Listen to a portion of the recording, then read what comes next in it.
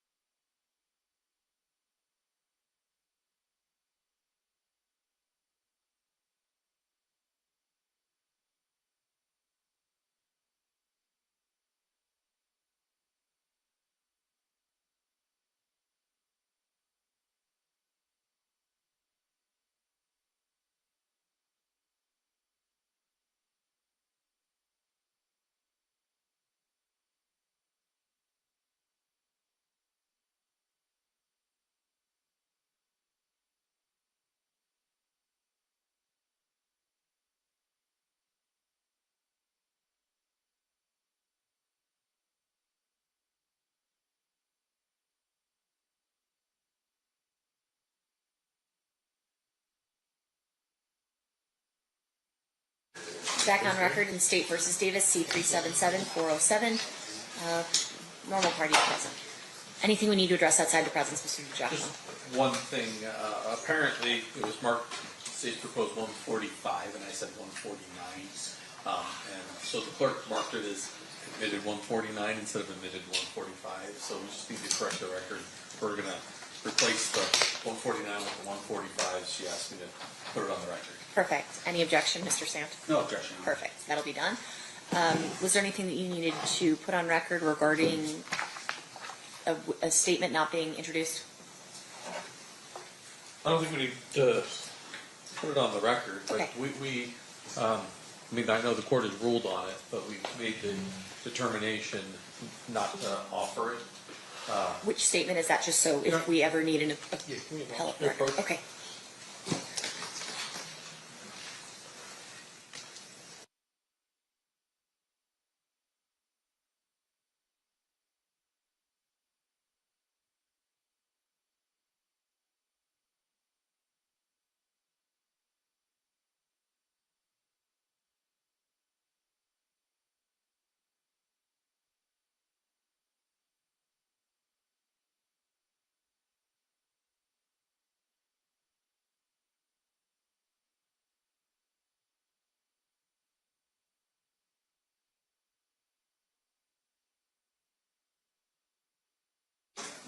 All right. Anything else we need to address before we bring the jury back in?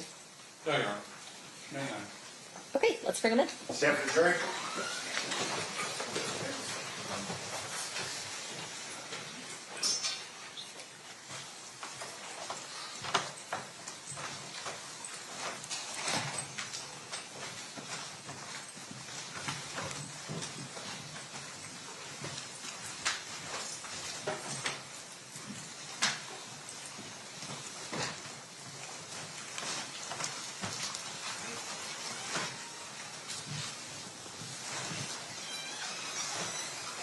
All right.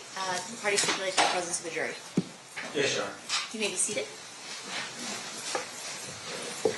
Welcome back, ladies and gentlemen. We are still in the state's case in chief. State, who's the next witness you will be calling at this time? Denvante Lee. Denvante.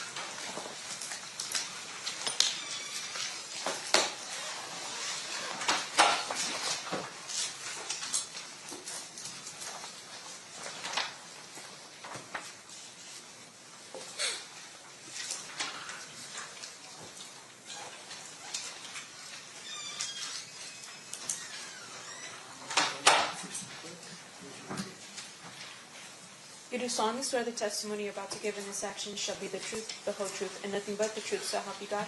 Yes, sir. You may be seated. May I please have you state and spell your first and last name for the record? Duane Lee, spelled D-E-N-V-O-N-T-A, last name Lee, L-E-E. Thanks, Mr. Lee, for being here. Mr. Paul, whenever you're ready, you may proceed. All right, thank you.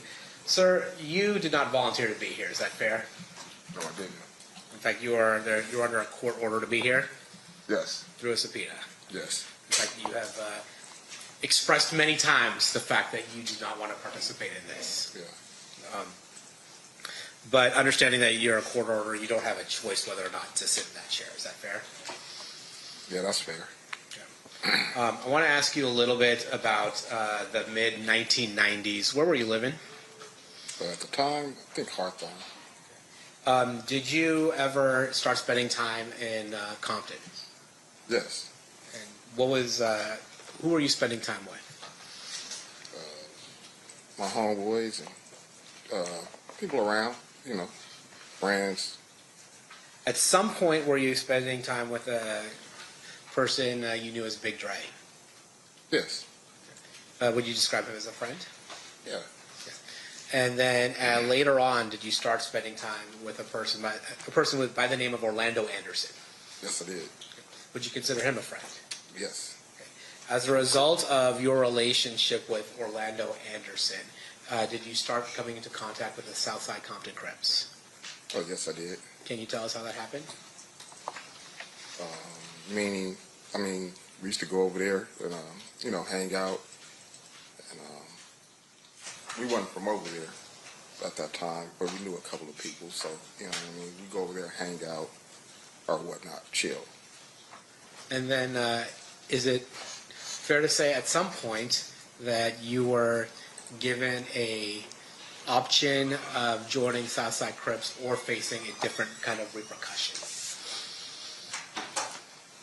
Yeah, I would say it was an option, like, you know, either or, basically. And can you tell us what the either or was? Well, at the time, it was either, you know, we're going to join or you just can't come around no more. And did you ultimately join? Yeah, I did. And how does that work? How did you join? Or you get put on, meaning, you know, have a fight or whatever, Now, things of that nature. is it always this fight? Is it always a one-on-one, or sometimes is it multiple people on one? Sometimes it's not one-on-one.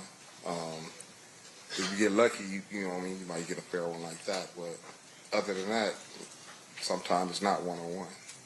And when you say a fair one, you mean a one-on-one? Yeah. All right. And so when you did you get a fair one, or did you have to get jumped in by multiple people? Oh, I had a fair one. Yeah, it was not multiple people. And how'd that happen? How'd that come about? You getting a fair one? Well, I mean, I don't understand the question. Well, did Mr. Anderson assist you in joining the Southside Crips? Oh, honestly, he didn't assist us on joining nothing. He just was there to make sure, because we was, you know, we're friends of his, to make sure basically that we had a fair, you know, shake. You know, we get a fair chance. You know, won't get dogged out, or not unless you got dogged out by that one, whoever he was fighting. So yeah, he was, you know, he was there to make sure that everything went pretty much as smooth as it can go. And so Orlando Anderson was basically looking out for you. Yeah, he was looking out for all of us. Now, are you familiar with a person that went by the moniker Keffe D? Yes. And who was he in the Southside Crips in the mid-90s? He was a hustler. He was known for hustling. That's what he was known. You know, what I knew from him is he was a hustler. You know, grew up around there. You know, that's basically what he was. Yeah. And when you say he was a hustler, for those of us who don't understand what that means, what does that mean? Is he getting money? Is he doing other things? He's getting money. Yeah, he's getting money. That's what it is. And how is he getting on money? A higher level? On a higher level. So he's not just getting. There are some people who are let's say hustling and get money on maybe a lower level, and then there are people who are making bigger money. Is that Yeah, fair? of course. You could say that's safe to say. He's on a bigger level. He was on a bigger level. And when we're talking about getting money, are we talking about through working a 9 to 5, or are we talking about narcotics? It was narcotics. All right, and then when you got initiated into the Southside Crips through a fair one. After that, would you hang around the Southside area a lot? No, yeah, of course. Yeah. And is it sometimes referred to as the neighborhood? You said it was. The neighborhood is like. Yeah, I mean that's where we're from. That's where we're going to be. Okay. And you had said we had talked about Orlando Anderson. Did he have any relation to the Keffe D? Did Orlando? Yeah. Yeah, that was his nephew. Okay. Orlando was Keffe's nephew. Okay. And being a Davis, or being part of that family in Southside, was that a big deal? I wouldn't say it was a big deal. I mean, because there's a lot of families in our neighborhood, you know. But they were pretty, you know, prominent family, you know. And then, did the day you got initiated, did DeAndre also get initiated? Yes. And are you familiar with somebody by the name of Terrence Brown? Yes. Was he older than you, or was he your age? Yeah, he was older than me. So, yeah, he was older than me. So I assume he was in before you were in. No, yeah, way longer. Yeah, before, yeah. He's more of a you were kind of in the group that Big Dre, Orlando, that age group. That was that. Yeah, that's that era. Yeah, that was. Yeah. And then Terrence Brown was, I'd say, would it be fair to say Terrence Brown's part of an older group along with Mr. Davis? Yes. During that time, did the South Side have any rival gangs in Compton? We had a lot of rival gangs in Compton. Yeah. It's a lot, Understood. Was Mob Piru one of those rival gangs? Yes. And Looters Park Piru also? Yes. In the mid-90s specifically, like 1995, 1996, was there a war going on between Southside and Mob Piru? Yes. I'm going to focus your attention to around 1995. In 1995, were you aware whether or not Mob Piru was associating with a music label? Yes, I did. Yeah. And what music label was that? Death Row Records. And were you familiar with somebody by the name of, or went by the name of Suge Knight? Yes. And would you say that he associated with Mob Piru? Yes. Were you familiar with somebody by the name of Tupac Shakur? Yeah. And would he also associate with Suge Knight, Death Row, and Mob Piru? Yes. Now, with regards to Southside, were you guys hanging out with another record label? I mean, we have hung out. Concerts, who would organize you going to that concert? How would you know to go to the concert? Well, we just basically all do because they say we got tickets or da-da-da-da, and we all, they'd be like, okay, we're going to go to the concert. You get your ticket and you go. Would you, was your understanding part of it was to ensure that Bad Boy was not bothered by other gangs? That was the basis of it, I believe. Yeah, I would say that. And was there a particular gang that people in Bad Boy were worried about? Yeah, they was worried about the Death Row. I want to take your attention to the summer of 1996, in particular the Lakewood Mall. Are you aware of an incident that took place at the Lakewood Mall in the summer of 1996? Yes, I am. How are you familiar with that event? Because I was there. And that summer of Lakewood Mall, what happened? What were you doing at Lakewood Mall? One of our friends, he was going off to college, and he had went up there to grab some things to get prepared for college. So we went along with him. And, do you know where the money came from for this person who's going to college to get these things?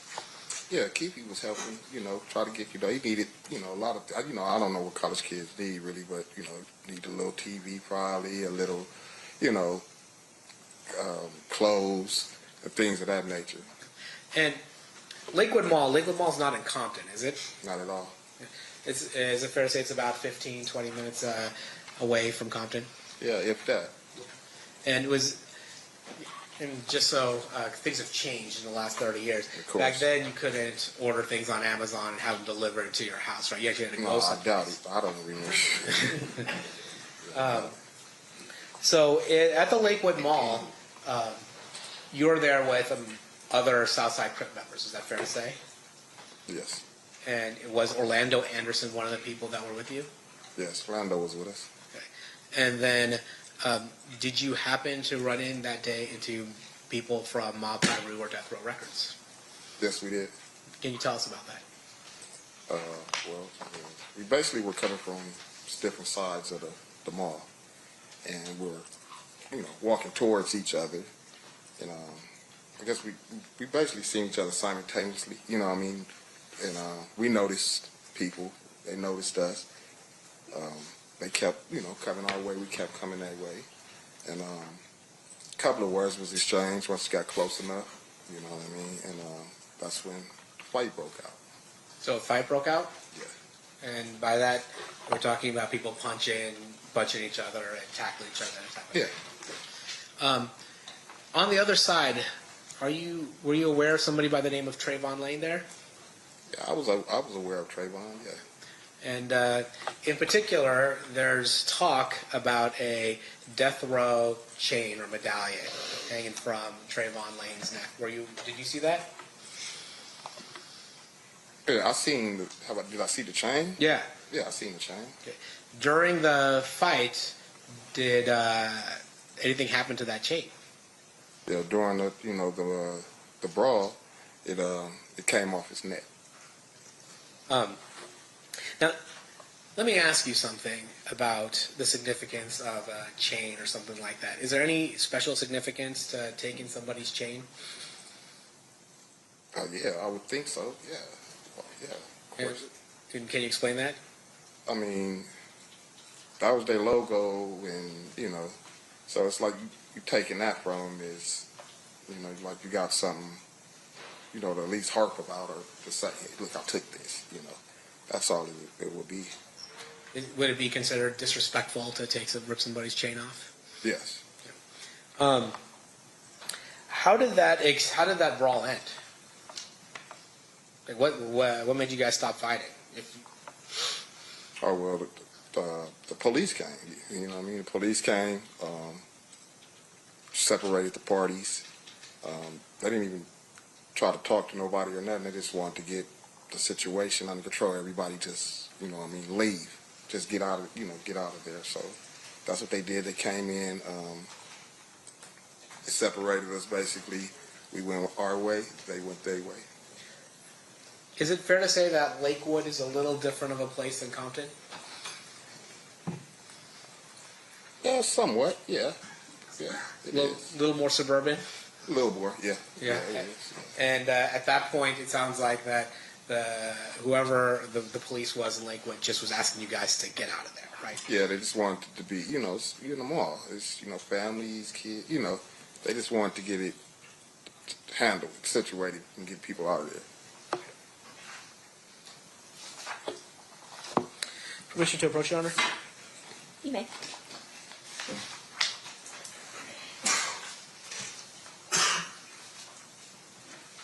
I'll show you some photos. Exhibits that's already been admitted. I'm going to show you Exhibit 62. Who's that? Mr. Davis. Show you Exhibit number 63. Who's that? Mr. Anderson. Show you Exhibit number 64. Who's that? Mr. Smith. Let me show you Exhibit number 65. Who's that? Mr. Brown. Let me show you Exhibit number 60. Who's that? That's Trayvon. Okay. And I'm going to show you Exhibit number 70. Do you recognize the people in here? The one's faces that are blurred? Yeah, the people I know, Orlando, me, and Big Dre. And then, is this just a wider out version of that photo? Yeah, same thing, same deal. What I just told you, us three. Okay. And then I'm going to show you what's been already admitted, State 66. Do you recognize who's in that photo? Yeah, Orlando Keith.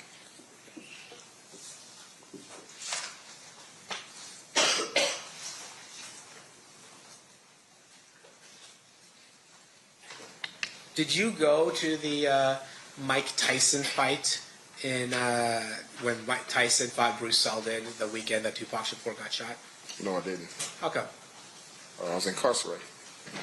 It's fair to say that that incarceration began in July 8th of 1996? Yeah, somewhere around there.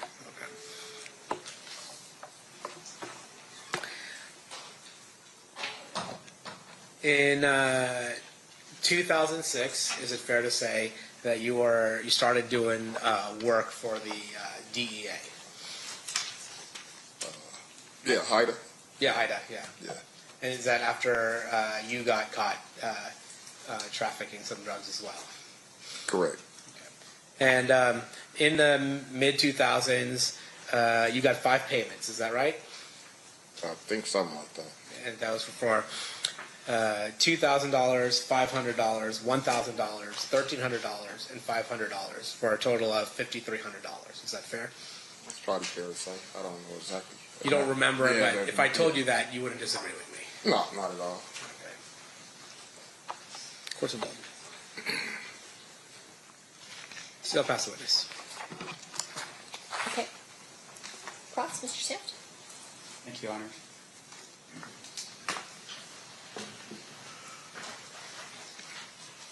Mr. Lee, your street moniker is Dirt Rock.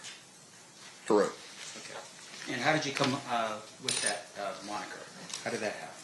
It was given to me. And with regards to your testimony here today, you've told us a little bit about your work with HIDA. That's for drugs, correct? Yeah, correct. And while you Drugs and other things.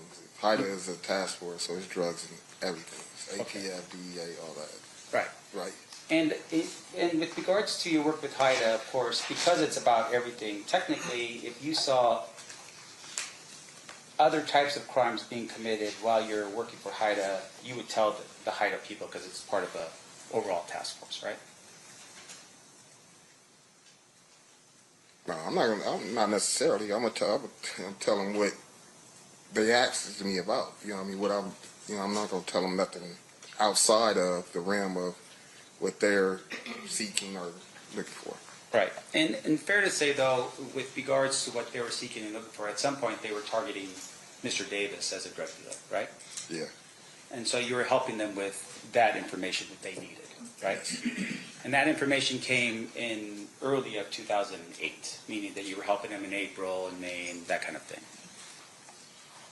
I'm not sure the dates, but Vicky was, helping them. Yeah. Okay. I don't remember the dates. Your Honor, would a review of a report from the DOJ with regard to your participation help refresh your recollection? They might, yeah, sure. Yeah, You may that's right. approach.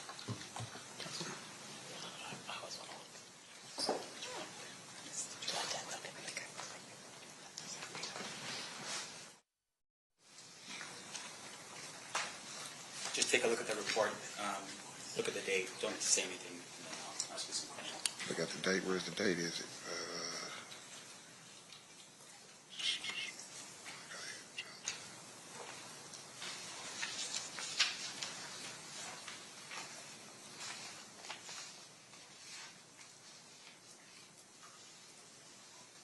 Okay, I recall. Yeah. Okay. And with regard to this document I gave you, it looks like the date that I've shown you is the date for July 10th, 2008. Is that right? Yes, that's the date that's on there. Okay. And fair to say for the jury, once again, you're working with the HIDA team, and that's even prior to July of 2008, you were working with the HIDA team. Fair?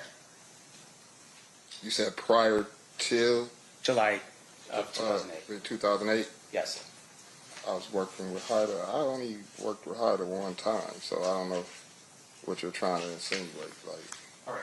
And I want to make sure that the jury, that we're clear for the jury. I So understand. let me show you my document. Would a review of another document help you refresh your recollection as to how many times you worked with HIDA?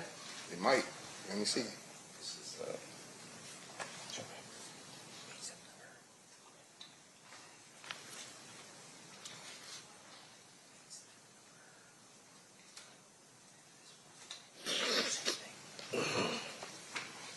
yeah, Bush Honor? You may.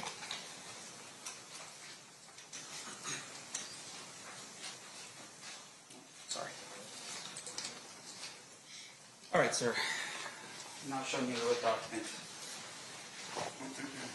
You recall having an interview with a couple of the special agents from HIDA on September 10th, 2007.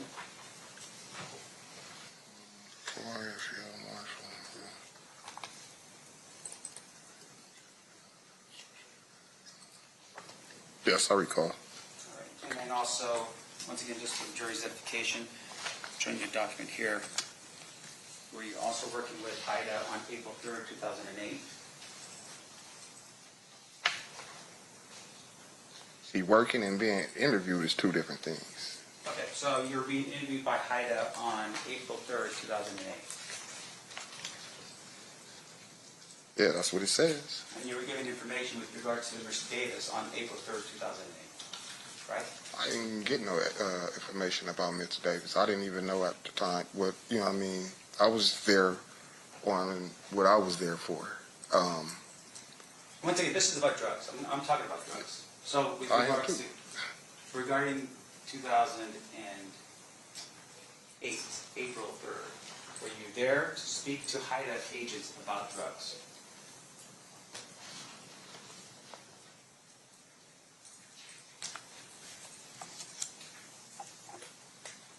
Yeah, pretty much. Not entirely, but yes.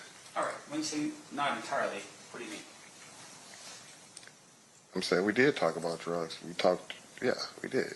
Anything else besides drugs in your 2000? I want to make sure the jury understands. Okay, Anything yeah, in yeah. April of 2008 besides drugs that you talked about?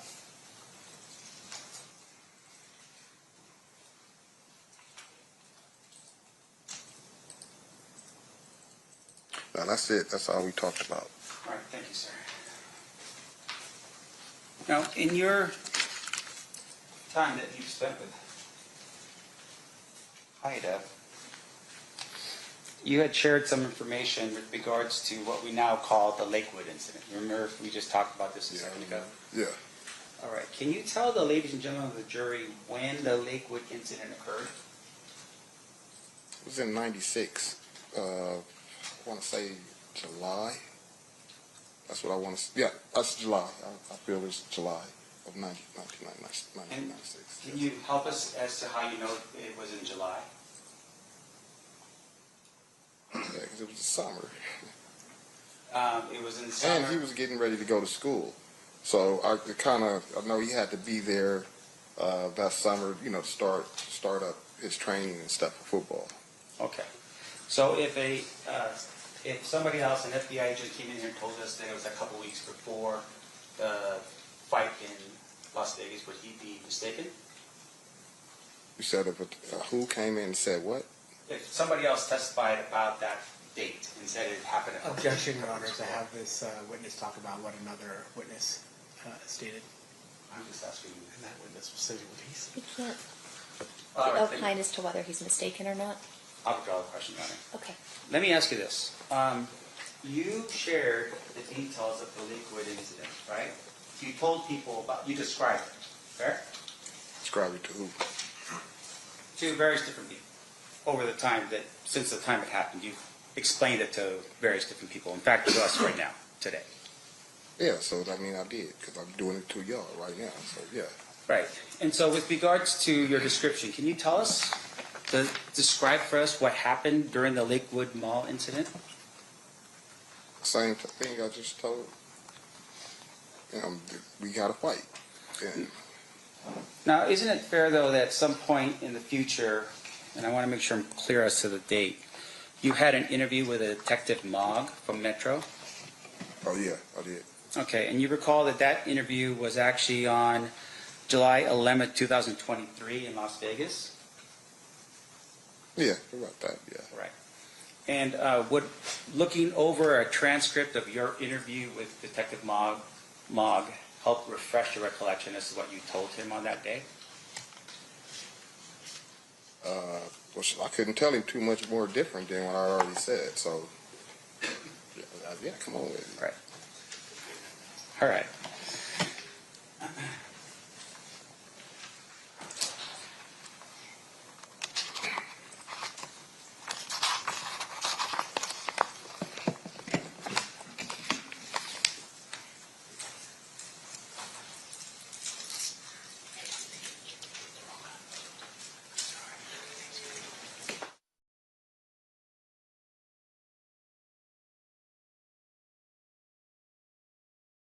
Yeah, Coach Ryan?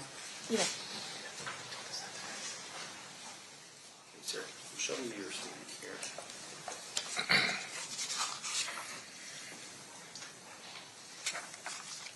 And I want you to read The highlighted. question. Yeah.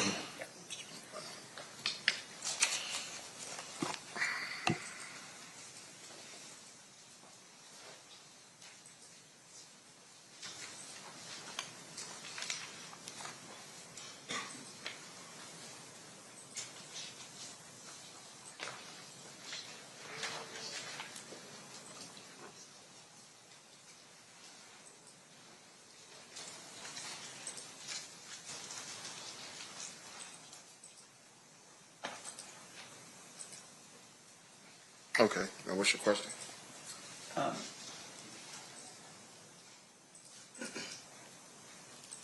Now, with regard to what you reviewed, fair to say that you told Detective Locke a more specific sort of thing that happened at the Lakewood Mall, right? Yeah, I would say. Yeah. Can you tell us, for instance, the location of where the fight took place? Yeah, it was by Foot Locker. By the Foot Locker. Yeah. In fact, you had made mention that the fight at the Foot Locker was so bad that they had to remodel it after the thing had gone down at the Lakewood Mall. Fair? Yeah, it's turned into the World Foot Locker. Right. You described it as mayhem that was occurring in that Foot Locker. Yeah. Okay.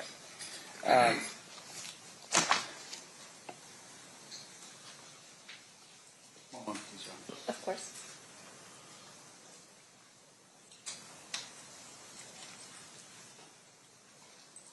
Your Honor, I have no further.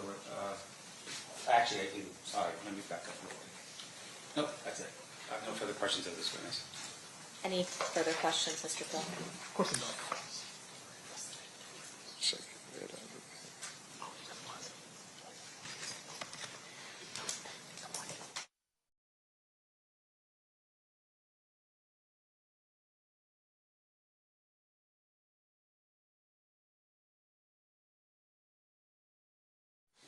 Your Honor, I will pass. I'll pass the witness except for one thing. I don't think I moved before the witness. Please, I don't think I moved the exhibits into evidence. I just want to be clear about that before the witness is off the stand. Okay. Which is state is moving proposed exhibit 71, 70, 65, 64 into evidence. 64, 65, 70, and 71. That's impressive, yeah. Any objection? No objection, Your Honor. They'll be admitted. Thank you. Then with that, no further questions. All right, one final thing, Mr. Lee. Anybody from, any members of the jury have any questions for this witness? Okay, got it. May I have the parties approach?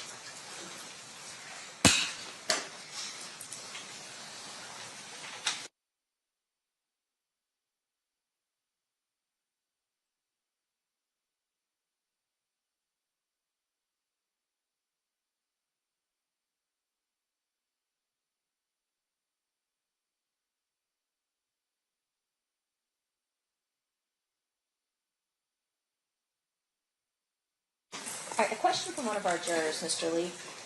What did you receive multiple payments for if you gave information to HIDA once?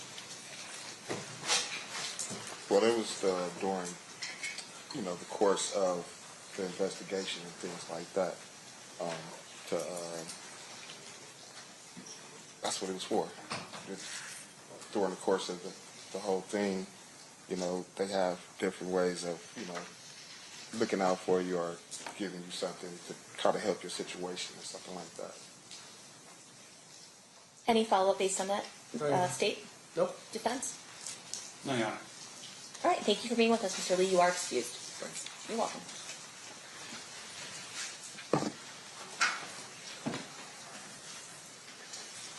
Who's your next witness, State? So we're going to play the 2008 statement, which I think will probably take up the rest of the day. Okay, so it's already been admitted. Remind us what exhibit that is. That's a great question. I think it's going to be. Actually, I don't know. I'm going to have to grab the disc. Okay. I have it uploaded on my computer. Do you know, Ryan? Okay.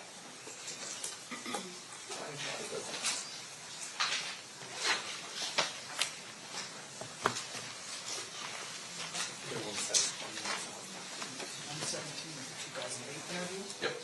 All right. So you can proceed with playing Exhibit 117 then. Thank you.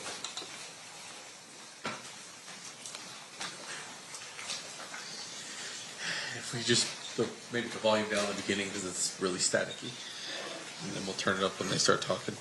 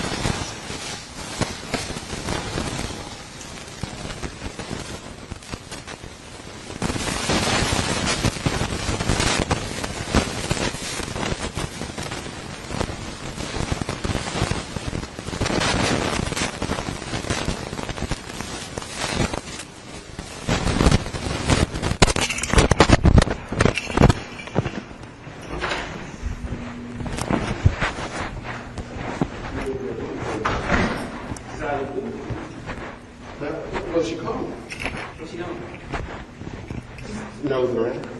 Hey. Hey, how you doing? Good to see you, sir. Good to see you.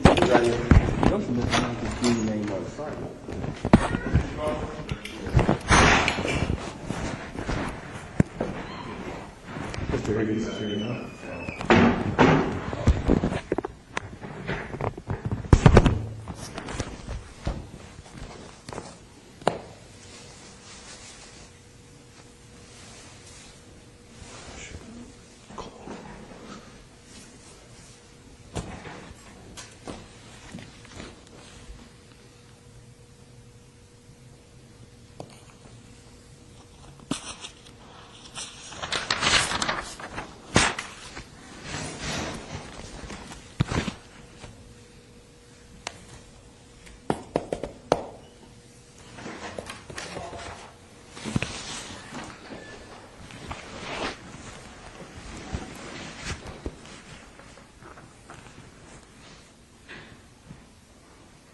Get this thing catered, Greg?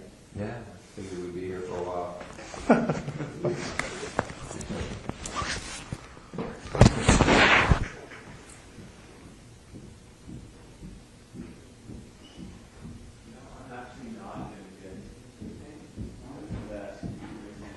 Oh, dude, you can just walk out there and buy breakfast.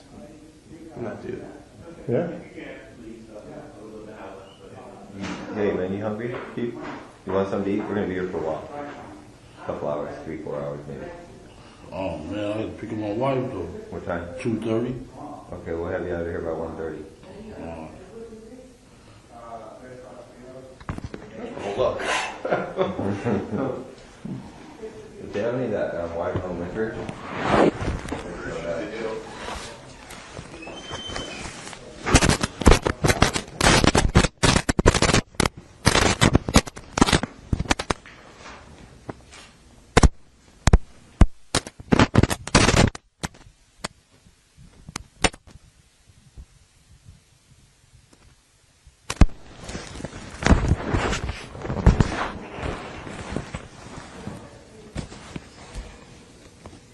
I ain't say no spook down gang either. Okay. A couple of weeks before the murder. Okay. Good stuff.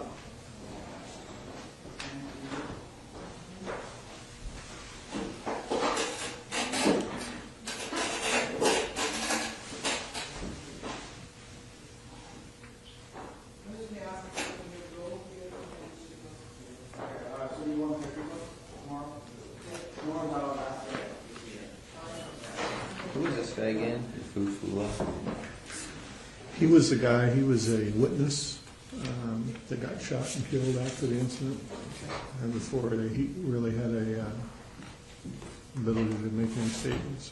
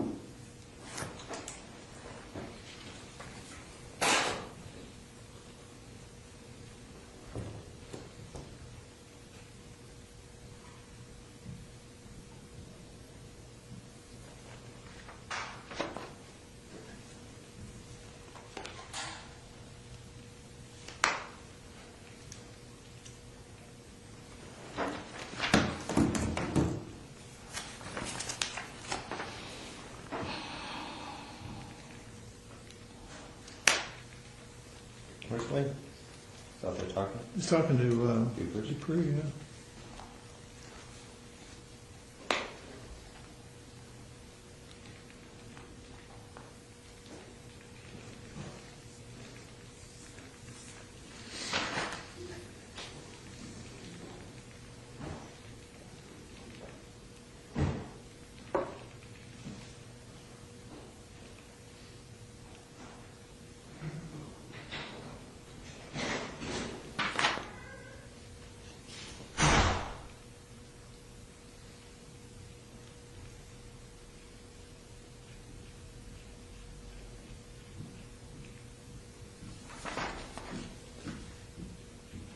never said I seen Reggie Wright up there neither.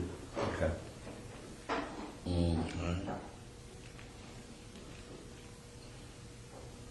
Okay. Regarding what? In Compton or at the Biggie thing? At the Biggie thing. Okay.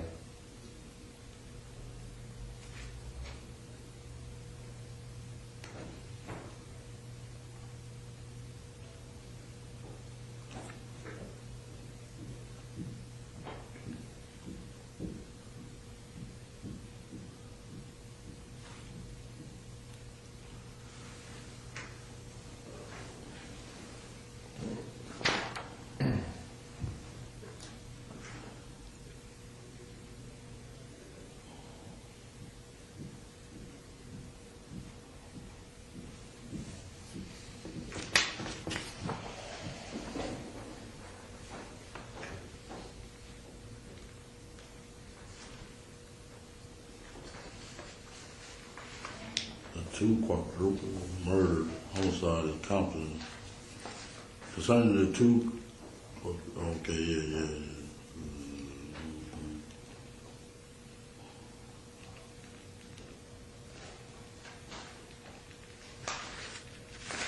A lot of shooting in Compton after that Tupac thing.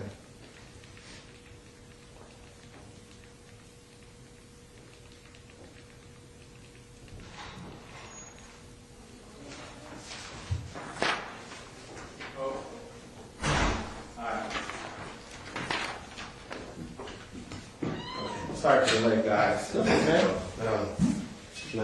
know how it is. So difficult out here to make a living. Trying to hustle? Oh, I'm trying, man, but nobody wants to buy anything from me. No, I'm just kidding. I'm kidding. Wayne, Yes, sir. keeps going over his original statements that he gave after his Okay. arrest back in 90, whatever. Are you hiding the donuts and coffee like that? These guys wouldn't let me get in. See? I know how y'all is. I'm trying to help you out, man. I'm looking after your heart. See a fat boy here, you guys are like, man, we're gonna fool him, make him come to me. Oh, God.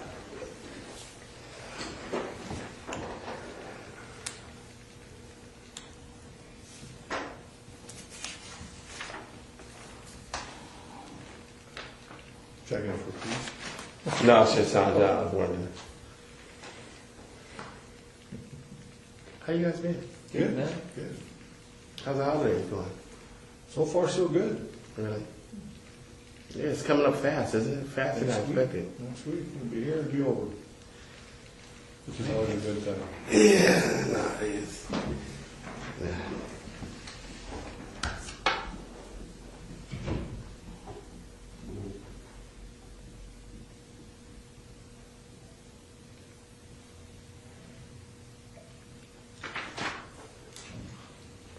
Is my secretary here?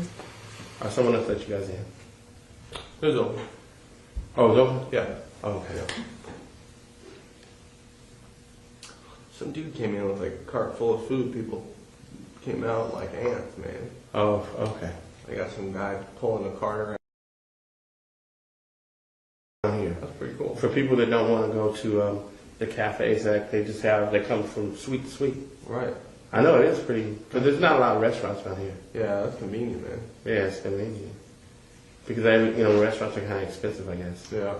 Yeah, I never eat around here. Does that dude charge a lot? I didn't ask him how much it was. No, probably like $5 or $6, or whatever they can get. Yeah. Yeah. But it's a smart move. It's smart because, Yeah.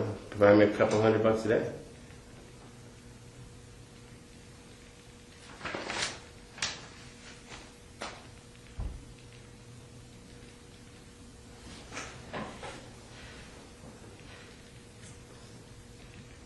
See you in a while, man. It's holiday, Yeah.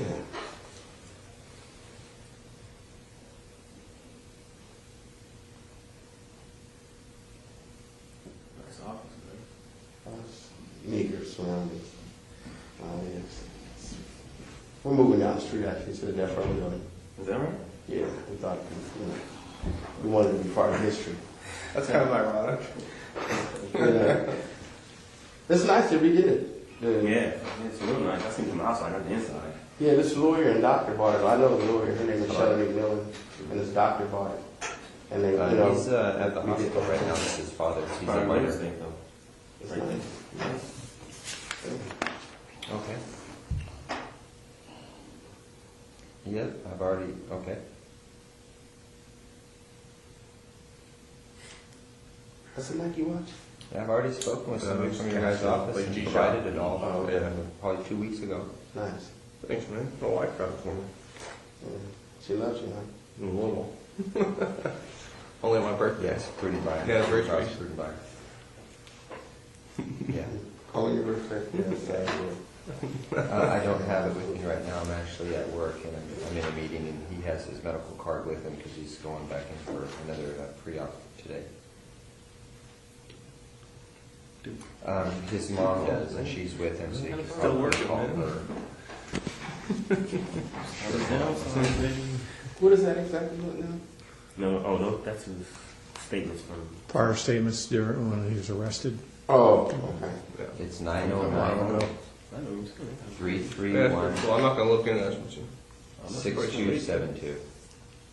$19 phone, man. What? It really doesn't look like it. Yeah. What kind of Throwaway. Boost. Oh, who's smoking? Oh, they changed them. They're nice. He's fine now. Okay. Okay. Throwaway. No problem. Bye-bye. That's what they call you? You just gotta throw them away faster, man. I was, if you had a motherfucker sitting next to me. Punk ass mother, he ain't even went and bought a phone for me.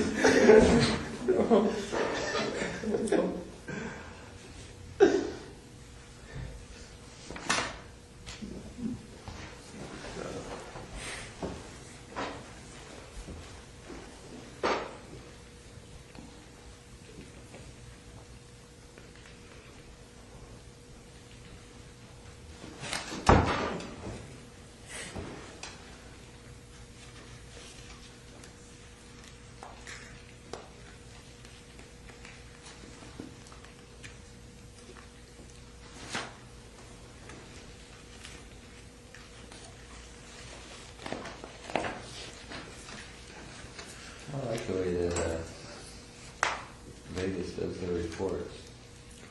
It's almost like a federal report. Yeah. A lot of those agencies have adopted that federal reporting system the FBI uses for the way they structure their reports. I don't know why, but anything's better than LA though. LA are so screwed up the way they do it.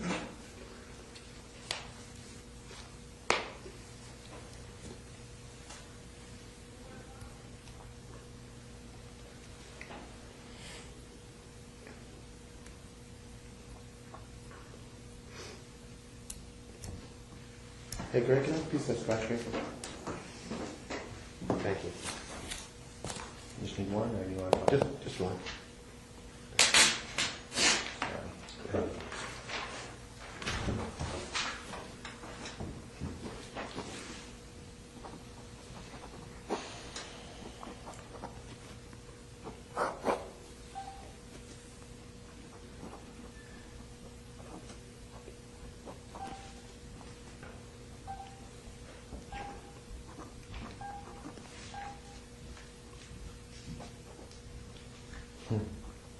Yeah, we got accused of doing this one too. This is an anonymous caller said an off-duty LAPD working security killed Tupac. We can't win, can we? It's on those weed tip ones. LAPD, a bunch of killers, man. Here's interesting, 9/24/96, a caller from New York claiming to be Sean Puffy Combs said he hired someone to blow up night. Something went wrong. Girls got involved. This is interesting. I believe that one. Are you going to call in on himself? Yeah. No, but somebody Somebody just calling in. He called. Yeah. Well, he had to put some credibility to it, yeah. Mm-hmm.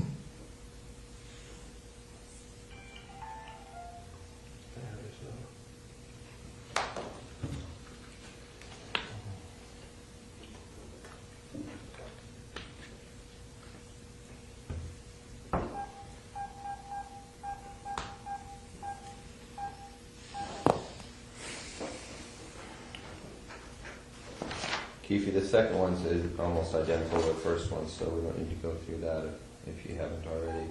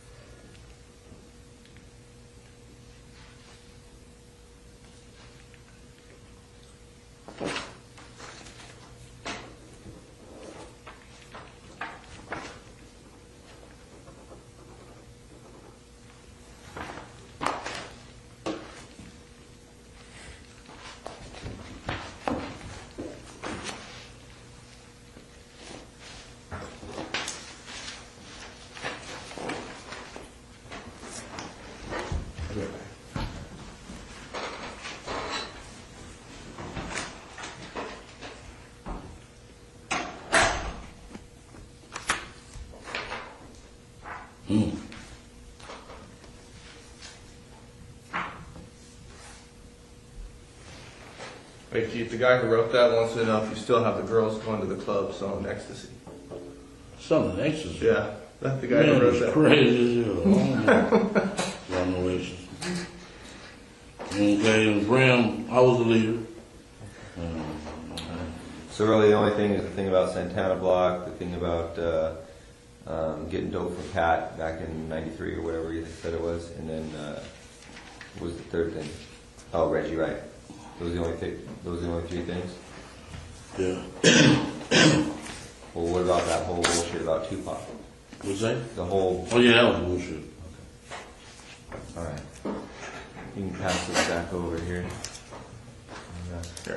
Today, Keefe, today what we're going to do, we're just going to go over with a fine-tooth comb the Las Vegas incident. We're going to draft up our report as regarding that specific thing. And then we're going to cover a few other things that we do have to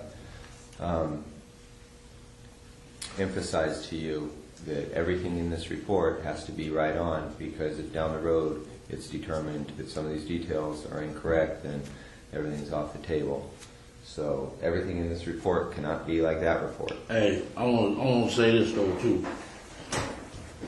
I feel like I said that day, don't bullshit me, and I won't bullshit y'all. You know what I'm saying? I feel I'm being bullshitted. Regarding what your deal? You said yesterday, how Mike, I need to talk to Mike. You said it was over. I need to talk to Mike, one is because I still got a tracker on his car.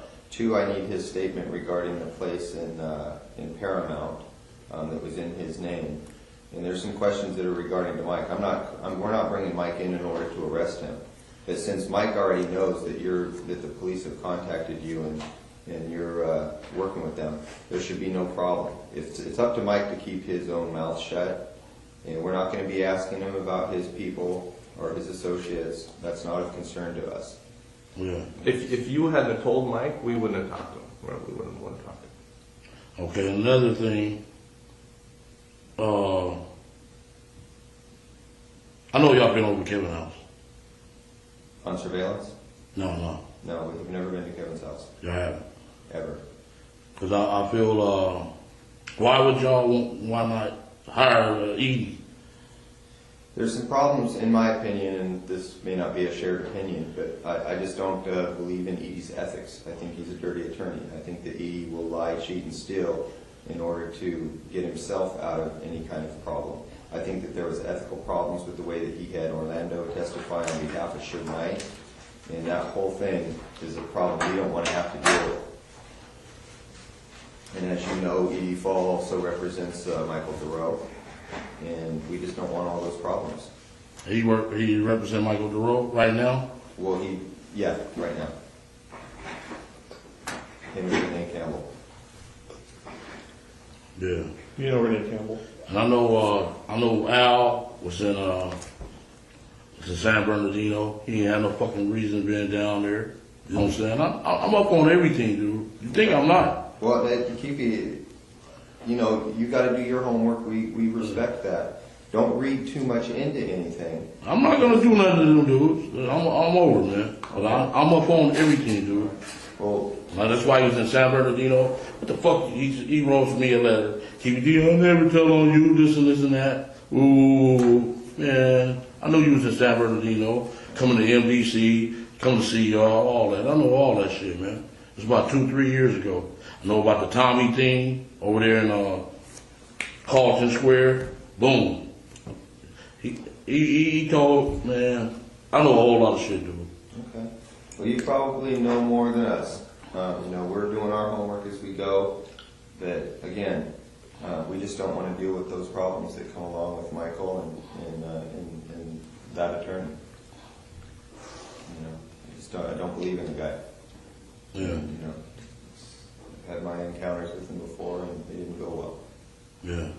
And Keith, some of the people that might be real close to you that you may want to protect may be the same people that sold you out. So take that into consideration when you're saying, I don't want to give up Compton, I don't want to give up my homeboys, stuff like that. I mean, I'm not saying anybody did it, but I know close to you may have. Yeah, I know. He said Eddie or Pat could be working with us, and that fucked me up. You know what I'm saying? Well, Keith, let me say this. I know you. And I know. Let me say one more thing. Yes, sir. And you said, I got some shit gonna break your heart, gonna break you to your knees. I know y'all was gonna arrest me for this shit, man. You know what I'm saying? I knew that shit, dog. You know what I'm saying? Yeah. But that's how it goes. That's how the game goes. Yeah. You know how it is. Yeah. These dudes are cold, man. Well, let me say this too, Keith. I'm serious. I never thought I would retire. But y'all heard me on the phone, man. I'm through with this shit. You know what I'm saying? Too many dirty motherfuckers, low down, cross artists, everything. But they don't know I'm putting the double cross down. Fuck it. I'm with y'all. And now, let me say something. Yeah. You know, I know you have used Edie and you felt comfortable with Edie. But I want you to say this, and I know you sent him a lot of business stuff. But I would think you would think at this point that maybe you shouldn't think that way because you wouldn't be here. Because a lot of people that he dealt with may have participated in getting your ass here. I know. So I think you might want to look at it a little differently. Yeah. You got to look at the whole picture, and I think you're starting to do that. And when with Snoop Dogg uncle, you know what I'm saying? Then at the airport with the fuck ass plane tickets, y'all ain't got him out. And his wife even put him on blast. Said, I don't know how you got out. All the people, all the speculation. Just hold on to that. I'm just leave it alone, yeah. I'm just leave it alone. Because that'll make me mad, all that shit. That's why I smoke weed. Because I'm a dangerous motherfucker without smoking weed, dude. I get mad at easy, you know what I'm saying? We know you, man. We know what you can't do. That's how Greg is without coffee. Yeah. Y'all be sitting there, keep me calm, keep me from hurting people, man. You don't want to do that. Well, you know what, man? Just like you out the game, leave all that behind. Yeah. Stop. My advice to you, but just stop thinking about who did what, and just think they all did it. Yeah. And then just trust the person that's sleeping in your bed with you, your wife. Other than that, just shut it down. You Let's messing just go up. forward. No, and your lawyer. Or your lawyer. Yeah. I'm just trying to. I understand. This is a dirty war. And let's let this Greg got some other stuff he wants to talk about. Okay, good. Yeah. What this ultimately comes down to is how valuable your life is, your family. And when I say your family, I don't mean your extended family. I mean your brothers and your sisters and your wife and your kids. That's it. Anything beyond that, as far as we're concerned, is fair game. I thought Speedy. Kevin will work out his own deals. Speedy ain't got a lot on the table. I don't think that's going to be a problem.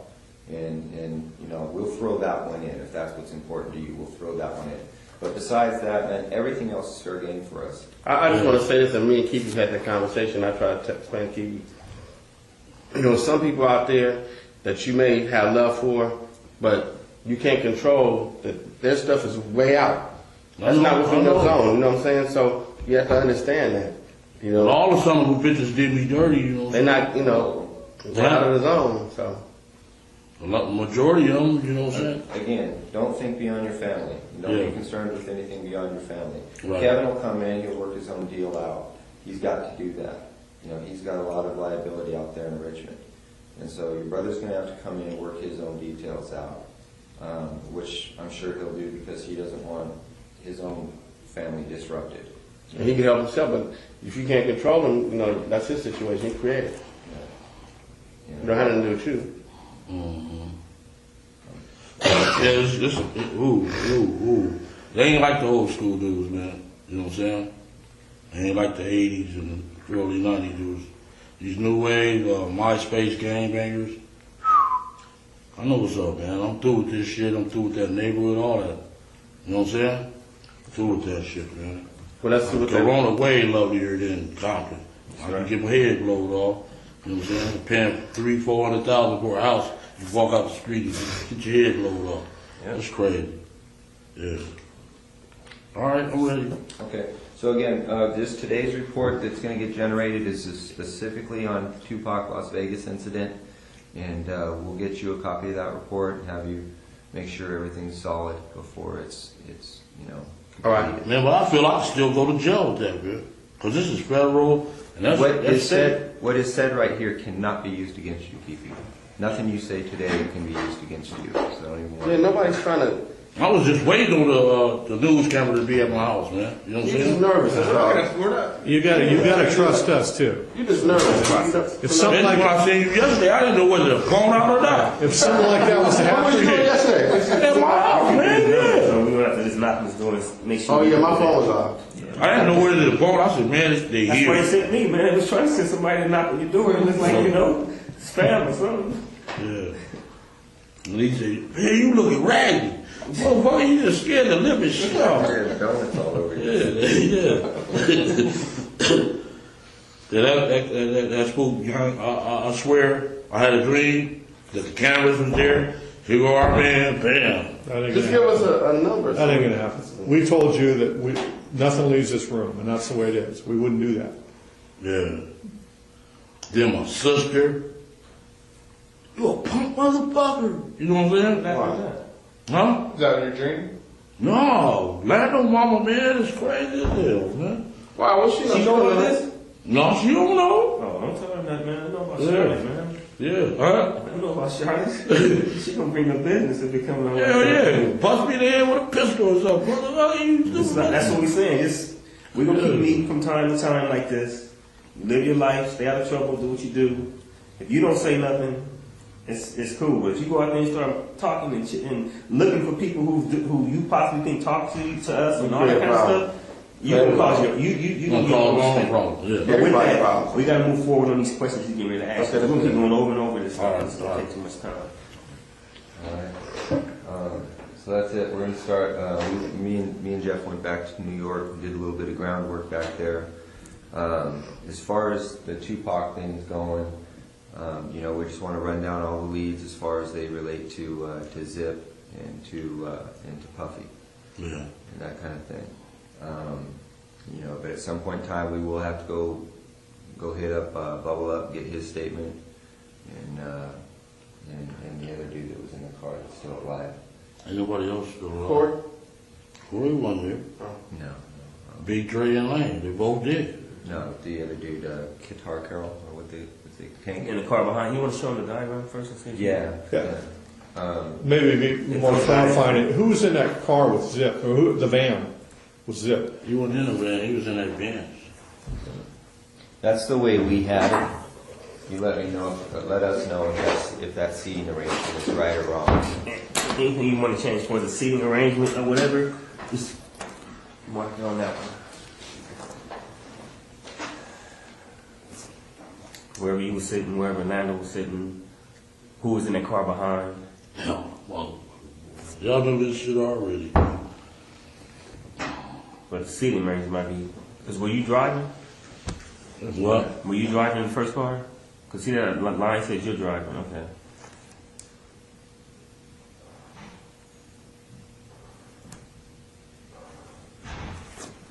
And who was driving the, Debbie Allen was in the car behind by himself? No, he wasn't even there. None of them guys went in the car behind? So Orlando shot across Dre? He leaned over on the window, we rolled down the window, popped. Who was it? They would drove on my side, I would have popped them. You know what I'm saying? But they was on the other side. Right. So was there a second car behind you guys?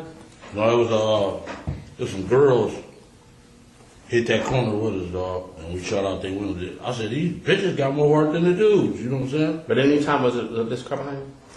Not at all. No, none of the homies was behind. No, like 3 or 4 cars behind, nothing like that. Nothing. Just one car. Just one car.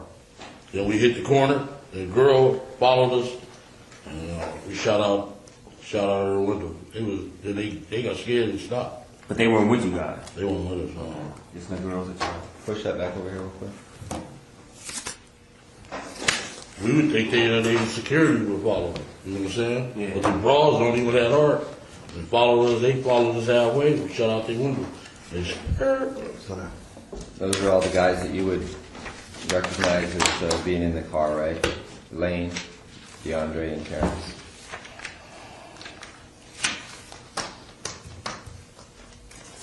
Yeah. Okay. T-Brown. Yeah.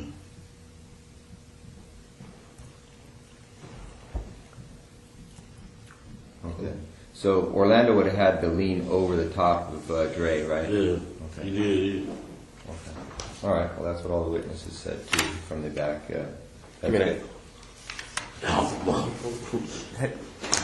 heartbreaker. Oh, man. Okay.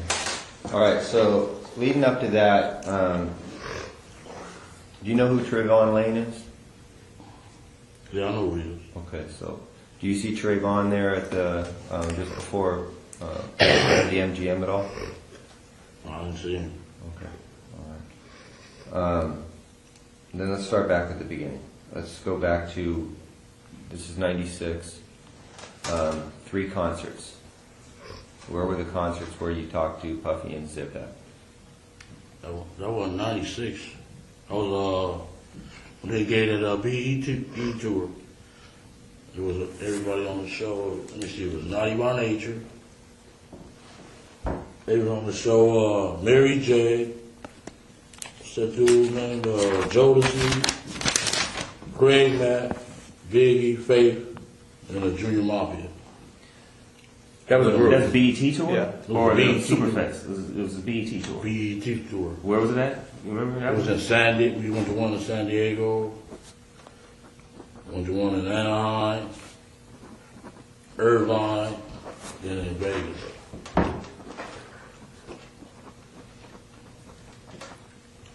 You know, all 4 of those locations, San Diego, Anaheim, Irvine, and Vegas, that was all the same tour? It was all BET tour with those acts? Except the Irvine. The Irvine was a summer jam. Okay, can you hit those acts again? Naughty by Nature, Biggie, Faith, Jodeci, And Mafia. Junior Junior Mafia. Mafia, and Biggie. And Faith Evans, right? Yeah. Okay. All right. So all the acts on there were from Bad Boy, basically. Mostly, yeah. Oh, And no, he had Jodeci. Put Jodeci down? managed Jodeci and Mary J during the time. So it was pretty much a Bad Boy Puffy Yeah.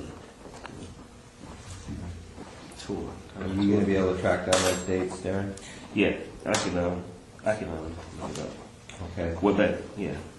All right.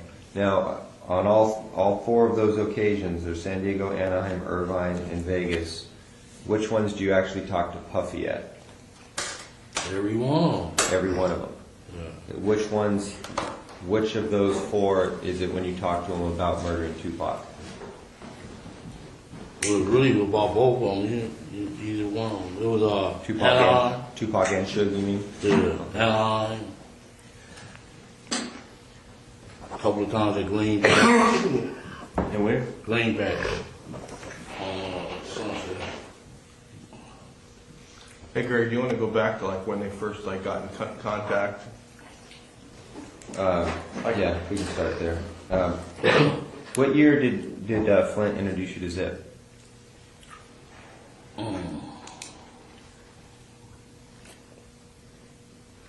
It's like maybe like 91, 92. Oh, way back then? Yeah. Okay. Early 90s? Yeah.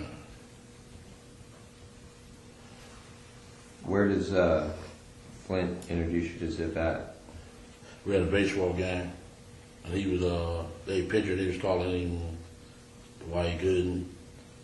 We got a Dwight, we used to play for like cases of champagne. They bring their team and we played their team in Southside, yeah. Southside Santana kind of like thing? Or just Flint? They really think he an imposter, the Santanas do. You know what I'm saying? Cause he just like really, they charged him, you know what I'm saying? He wanted to join their gang, they was the baddest gang back then. But they don't really recognize them. They be on their ass, asking them for money and everything. But it was Santana's baseball team. No, Playing it was Southside. some LA dudes. It was Kelly, Keyshawn Johnson, a few more dudes. So is it like a high school field? Like a local No, field? that's Park, South Park. So, okay.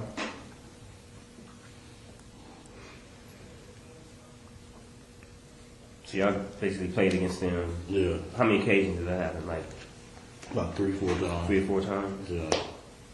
All in one summer? Or was it over a period like a couple years or just all in one summer? Maybe like a year. Kind of step up for a second. And you were the captain of your team? Yeah. And who's the captain of the other team? Flint? Yeah. So basically your team was his team. Whoever you bought, most of your players were what? Southside. Yeah. And he bought a lot of LA cats. We had a little barbecue and we kicked it up. When we lost the game, we paid them the bottles. Went to the store and paid them the bottles. So you played for what, Cristal, or for Champagne? Yeah. Dawn, Cristal, yeah. Okay, so that's early 90s. Flint's was busy doing PCP even back then? I can't say. He was kind of starving then. Okay. He used to always ask me for money and all that shit. Okay. But 91, then we went out there in 91. To New York? Yeah, about 3 weeks. Because he bought Zip to like the last baseball game or one of the first baseball games. Did he come to all? Did Zip come to all 3 games? Yeah, he used to come on. Yeah, he was a pitcher. Okay. And then Okay. they used to call him the White Gooden. Oh, okay. The White Gooden for y'all. That's how Flint introduced him. Is the White Gooden. Boom. He came in. He was a pitcher. He's doing them fancy curveballs. Could he throw? Yeah, we used to take. We was good athletes in Southside. A lot of good athletes. Yeah. Her Atlanta was a good athlete. So quick, is that who you know as Zip? Yeah. Now you got hair now. That's not. That might be old.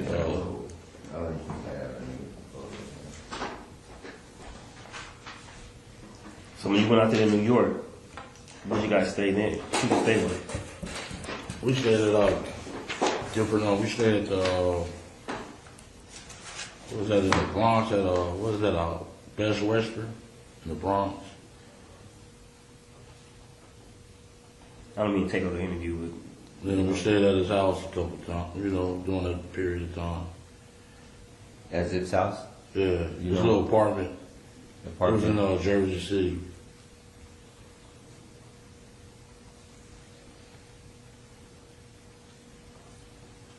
Okay. When you're out in New York, is that when you meet Puff out there? Not doing that. I met him. He gave a party at that little club down in Santa Monica. Paradise.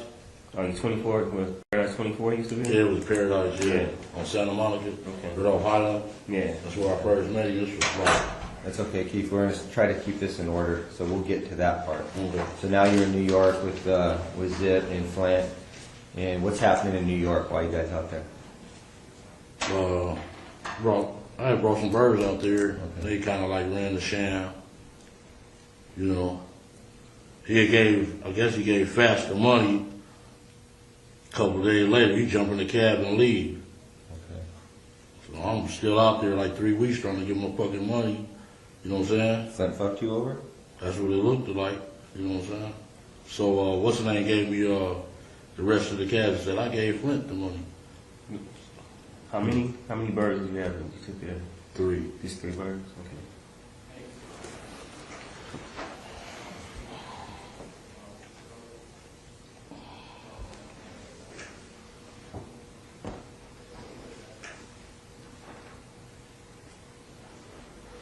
Because the Zip tells you that he already gave Flint the money, Flint's phoned out, Yeah. And then Zip gives you the remainder of the money. Yeah. How much was the remainder? Like 17,000. If I can just tell something, do you know why what brought Zip out here? Because he's originally from New York. Yeah. What was he out here for? He just come out and party and have fun, you know. Okay, but he ever have a house out here where he lived, anything like that you remember? No, he never took me to the house. So every time he was here, just visiting, basically. Yeah. Didn't know him to have a girl out here that he had a girl out here he'd spend time with? Got a lot of girls. Like You know how players. Yeah. Like one particular like that. So when Zip's playing baseball with Santana, it's just coincidence that he's out here. He's just out here for fun, right? You ever seen this girl before? Maybe that. Tony, I mean. Maybe Tony. They call him Tony. So I never seen her. Never? No, it is. So he didn't have no main girls. Just a bunch of girls he just flipping or whatever. Y'all just player, doing each other.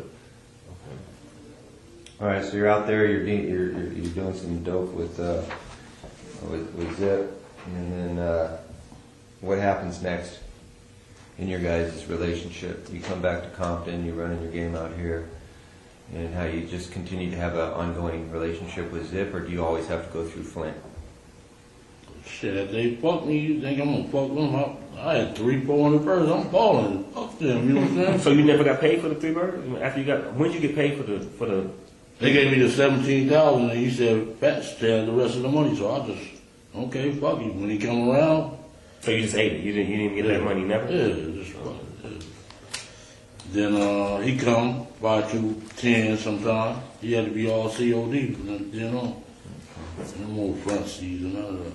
So he used to get Flint used to get a lot of this stuff from you. No, he's talking about Zip. Flint used to come. After he did that, right? COD, but now on. Okay. But you just let that first one go, huh? He was balling back there. That was, yeah. That's Teach just a yourself, fool. That's just a You on cost of doing yourself. business, huh? Yeah, you on yourself. That's all I take it. So he would keep, Flint would keep coming to you, but he'd be COD, cash on delivery, buying birds over the years. He went to jail. Maybe we did about 2 or 3 transactions. He went to jail after that. Okay. And I was asking why the fuck you would go out to Miami, and you know I got the shit here. That's what you get. Because that's what he's doing, going to Miami getting some stuff, and he got popped. That's where he got popped. Yeah. But when you brought the stuff back to New York that first time, who was that stuff for? Zip. It was for Zip. Yeah. But Flint brokered it. He kind of was the middleman. Yeah. Okay. Do you after you have your little deals with Flint? Do you end up you start doing anything with Zip, like directly with Zip, back and forth to New York?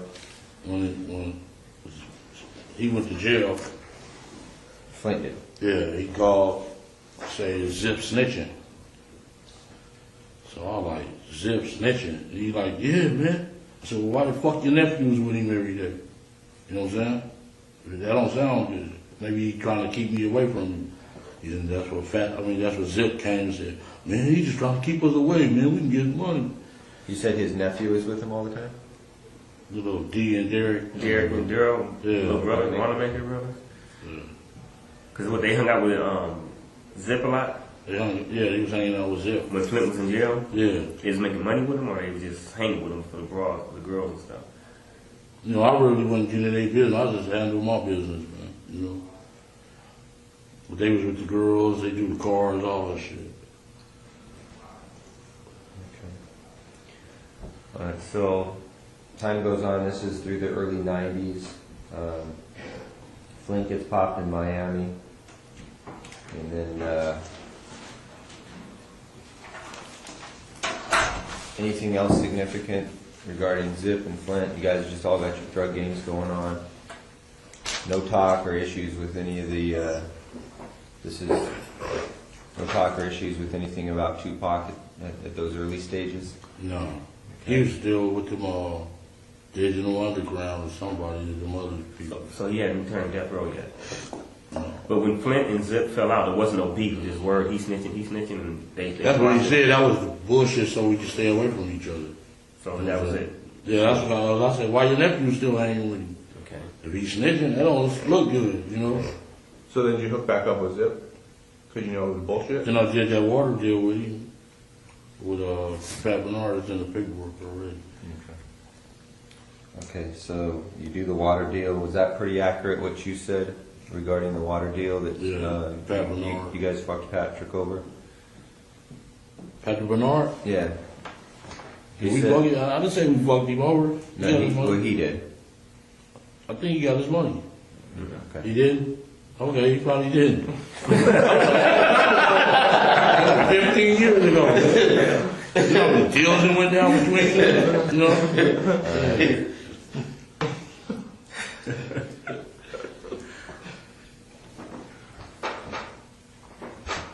Now, why is the PCP deal getting brokered by you and not Flint? Why isn't Zip going directly to Flint?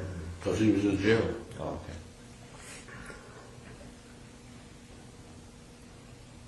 So you became closer with Zip while Flint was in jail. You started doing business with him. Yeah, we started hanging out when he come to LA. He'd come and hang out with me. We go partying. First class. And everybody was cool on Flint at that time. Like, man, because he was in jail, whatever. And his shit don't match neither. 100 fucking keys. You get 3 years. Oh, son of a bitch. Oh, y'all thought he was just like, he was telling, huh? Nobody want to mess with him. Man, we know in Corey, 200 keys in Columbus, Ohio, you get fucking 30 bucks. Oh, man, I got more than that on a phone call. You know, man. Who's your lawyer? That thing we got that time. You had some assistants. Oh, Eddie. Yeah. Yeah, that shit don't add up, boy. I swear. So you and Zip keep doing deals. In between, at some time, how does Pac or Big get brought up into the situation as far as you? We just started kicking it, and we met the boy at the. He gave a. What was that? A BET party? For the BET award. It's like 92, 93 at the club on Santa Monica. And Mary J. What's his name? That tall dude with the net used to have dreads. He with Aftermath now. What's his name? Busta Rhymes? Busta Rhymes. At Paradise? That was the club? Yeah. Busta Rhymes. Man, them one was got in a fight. 'Cause I was suited. My cross, he thought he was all big shit. We was gonna beat the fuck out of that boy. but he wasted drink on me, and I'm like, motherfucker. Yeah, that's where I met. First day I met Paul. And Zip introduced you to this my boy. What did he introduce him as? This my friend, this my nephew. That's my boy. This my boy. Didn't they see themselves as relatives or anything like that? Like that was his nephew, or is that how he acted towards him? No, this my boy. This Paul. Okay. And after that, they used my car on the video. Which car was that? The 64 Chevy I had. What color was it? Brown. And Usher, he had Usher. It was Usher's video? It was Usher's video. And Puff was driving the car. That's when he had LA with him for a while. You remember the song? Can I Get With It? That was his first song ever. Usher's first song ever. He was in a Laker uniform. And he had the little kid dancing on my car when he got back. It was fucked up. And he paid to get it repainted. He sent me $2,500 for that. Puff did? Yeah. You directly? Because were you dealing with him directly at this time, or because of the car, or were you dealing with somebody in his management team? Or? No. How'd you get the money? Was it a cash check? It was a check. It was like from Bad Boy? Yeah. In the name of Keith Davis? No, we put it in Compton Hydraulics. Oh, okay. That's when we owned the hydraulics.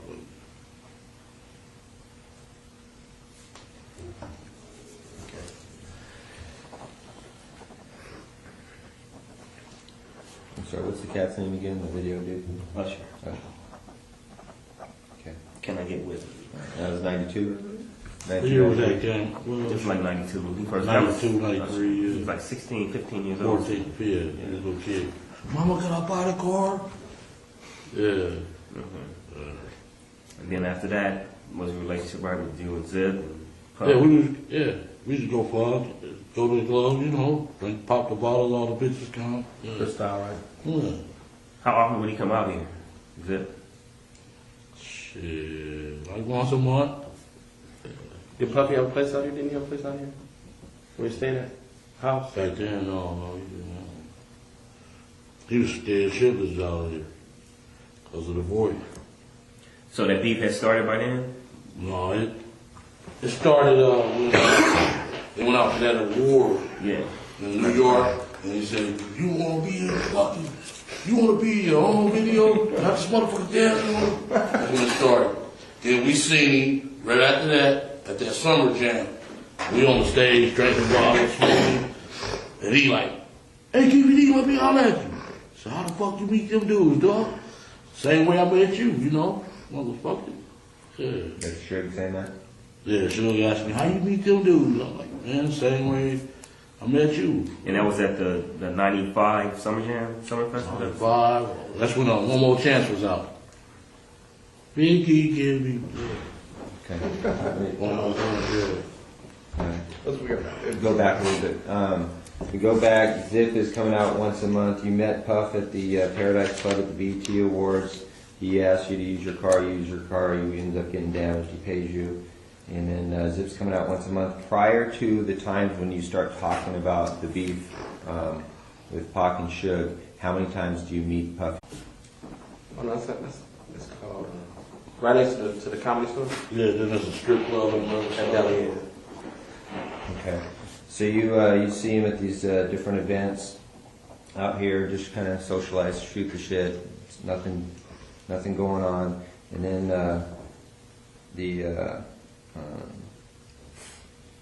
does the incident at Summer Jam take place before Puffy gets up on stage and makes that statement about if you don't want to produce your mean in your videos? Which happens first? I don't know. I would have to check the dates. Okay, but well, I'm quite sure that the Summer Jam happened first. Cause he got jealous because Biggie took over the record charts. You know what I'm saying? Like, bam! Biggie was, that One More Chance was hot. Yeah. So when you saw him at the Summer Jam, he wasn't mad at you for being with them. Like, he was traded. He was just saying how you knew them. So how the fuck you meet them dudes? Yeah. He didn't really mess with you like that anyway. He couldn't get mad at you, right? What? Yeah. That wasn't the issue. Okay, so you meet him there. Who was all at that Summer Jam? Was Clint with you then? Was he out of jail? No. He was in jail? He was in jail. Zip was with you? Zip. You know, your boy Win, the face that you love. Come on. Yeah. It's not even like that, man. No, he told me that. It's a face you just love. Oh. Man, my partner, man. I've been with that dude for 43 years, dude. Give my number every oh. Man, show him some love. Right? He ain't like that, man. It ain't like that. I know. It ain't like that. He's just trying to help himself. I didn't even say that, man. Just let it go. All right. Move forward. Leave him alone. That's my dog, though. Fuck it. Y'all say him? Yeah, I got to. Shit. He gave me the hug of my life. Where he go? You gave me the hug of your life? He gave me the hug of his life. So when you're at the Summer Jam, you're up on stage and Puff is there, right? Yeah. Suge says, hey, how you know these guys? You tell How did him. we leave off? He was on the other side of the stage over here, and they left off this way. When I came back, in the back of the stage, he was like, DVD, let me know later. Went over there, and he told me, man, how you beat them dudes? Same way I met you, motherfucker. Yeah. He don't know I helped his ass out a lot. Okay. Well, when you say same way I met you, I'm assuming that you know these guys because of the drug trade. Is that how you knew Suge? No, I put in, Tell him what? man, I started that music industry. I mean, that death row shit, man. With Pat? I did the work for that shit. Okay. All right. Well, we'll get to that. But that hadn't even started yet, really. Okay, in 95, you've already got some kind of little, you've got your relationship with Suge because of the money that you gave him from Pat, right? We've been knowing each other before him and Pat even met. We was little kids. Same neighborhood. No, football team, Great Compton. Okay. Well, that's kind of going to be a different issue. Let's stay on track here. So after the Superfest, you say that to Suge, and then you walk off. Everything's cool. Was Puppy scared of Suge at that time? No, he wasn't scared. Okay. Yeah, dude. Then one day, me and Zip rolling up Greenleaf, and the phone rang, and he wanted to speak to me. Like, man, you think it's cool to come out there for our concerts? I said, why not? Why you can't come? Talking about Big Boy CEO. I'm like, man, that dude ain't nothing. Come on. You got your back. This is Zip on the phone with you? No. Okay. Zip, he called Zip home, and I was in the car. Said, his boy want to speak to you. Hey, man, you think it's cool to come out there? I'm like, yeah, it's cool, man. You know, just give us like 40, 45, 50 tickets. So Puff calls Zip's phone. Zip gives you the phone. Yeah. Puff says to you, is it cool to come out there? Yeah. You said, yeah, just give me some tickets. Yeah, give us a gang of tickets. So he didn't give you no money, no security, nothing like that, just tickets. He gave us some tickets, and I brought the crew. You know, yeah. We went up there deep. They didn't show up, you know. And that's the big concert you're talking about, the tour that they were on with Jodeci and all that? This was Anaheim. This is when we brought out the choruses. So that's the Anaheim. We went about 12 deep to the one in San Diego. 12 cars? Like 12 people. Yeah. And you're saying he didn't show up? You talking about Suge? Suge, they didn't show up, no. So no problem at the concert. They're having a good time. Pop bottles already out here the whole time. Nothing else happened. No other events happened. No problems during that time, right?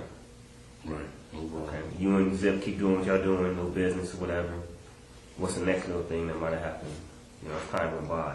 Because by then the beef should have jumped off or been coming that way. Yeah, that's where it started. I think the boy in Atlanta got shot. Jay. That Suge partner from I think he's from Capitol Park. Yeah. He got shot. That's what really scared the boy, you know. You know anything about that murder? Did he do it? Did Suge have something to do with it? I mean, did Puff have something to do with it? Yeah, his boy shot him. So that's the truth? You know from fact or you know from hearing? I mean, you know. I wasn't here. I know you weren't there. I was from hearing. Inside stuff or just street stuff? Inside. So Wolf did? Yeah. Dude, Wolf did kill him? Yeah. All right. There was some talk that some Southsiders were there too. Is that true? In Atlanta? No, we wasn't there. Nando wasn't down there? Nando wasn't down there? He wasn't hanging out there? We wasn't there. Okay. So Big J gets killed. Oh, real quick, you said that Puff calls you on the phone. You tell him I need like 50 tickets, and we'll make sure everything's cool out here. And that's the Anaheim concert. Yeah. Then when you go to that Anaheim concert, that's when you guys. That's what he said that in front of all the people. Andre Herrera, he was there. Andre who? Herrera. He was, yeah. Andre Herrera. Yeah. Who else was in that room with him? It was just them two. Hold on. Specifically, Andre Herrera, you. About 40-some Southsiders. What, from New York? Puffy, that was on the Andre Herrera and him? Yeah, Zip. We picked up Zip from the airport, Long Beach Airport. Okay, so it's Harrell, you, Puffy, Zip, and a bunch of Southsiders. And shooting dice. Shooting dice. D-Mac was there. That other dude, what's his name? Trev. We shooting dice. OJ daughter. She was at the motherfucker. Did she hear this being stated? And it was mostly, this was after the concert. Before the concert, he stated that. After the concert, that's when everybody came back to the room, get a little party, shoot dice. Okay. Was D-Mac there before the concert? No. So D-Mac wouldn't have heard that? No, he wouldn't have heard it. So were you in a hotel? Were you at the venue? We was at the hotel when he... At the hotel? What hotel? That was at, Anaheim, the Hilton or something. Okay. Was Sheridan or Hilton? I think it was the Hilton. So you're like in the suite at the Hilton or something? Yeah. Okay. I think it was Halloween night because she had on a cat suit. And Trish had her on the bed like, make me out for me, baby. T. OJ daughter. She was a bad motherfucker, boy. Back then. Yeah, I wanted to hit that thing. Yeah. You said there were Navy SEALs in the other room? Yeah. What for? To protect him. He was that scared of that dude. He had hired some Navy SEALs? I swear to God. Like, you know they were SEALs, or did you? They told me they were SEALs. These Navy SEALs. And they had on their little ear things and everything. So this is after Jake got killed. So Yeah. he was on point. He was worried about something happening. Yeah. Suge got miles off about a bunch of different stuff. So he was scared. It was They were scared to death, yeah. Okay. And he like, man, Now, why does he, if he's got these Navy SEALs guys out there protecting him, why does he call you and ask you for protection? would you rather have some Navy SEALs or some gangsters? Well, yeah, but that's my point. I mean, if you have a choice between the two, you've got some trained gun, you know. Explain to me. Yeah. You would want the gangsters, because the blood, they'll tear them dudes' ass up, man. Come on, man. They don't play fair. Yeah. They'll tear their ass up, dog. I swear to God. You know they would. We would have went in there and beat them up if we would. Man, I ain't seen a lot of gangsters that can hit their target, man. But they don't know like we know, man. No, We would have went in that room They and don't told know them. like, we know Navy SEALs. It'd be a bigger crew by me, like 3 or 4 of them dudes. No, Like 40. Navy SEAls will kill I don't think they know like we know Navy Right, SEALs. right, They right. thinking they just some guys with guns. They can go in there and shoot it out with them. Right. They would have wiped the floor with them, man. But anyway. All right. So he's got both. He's got his legit security, and then he's got his gangsters. Yeah.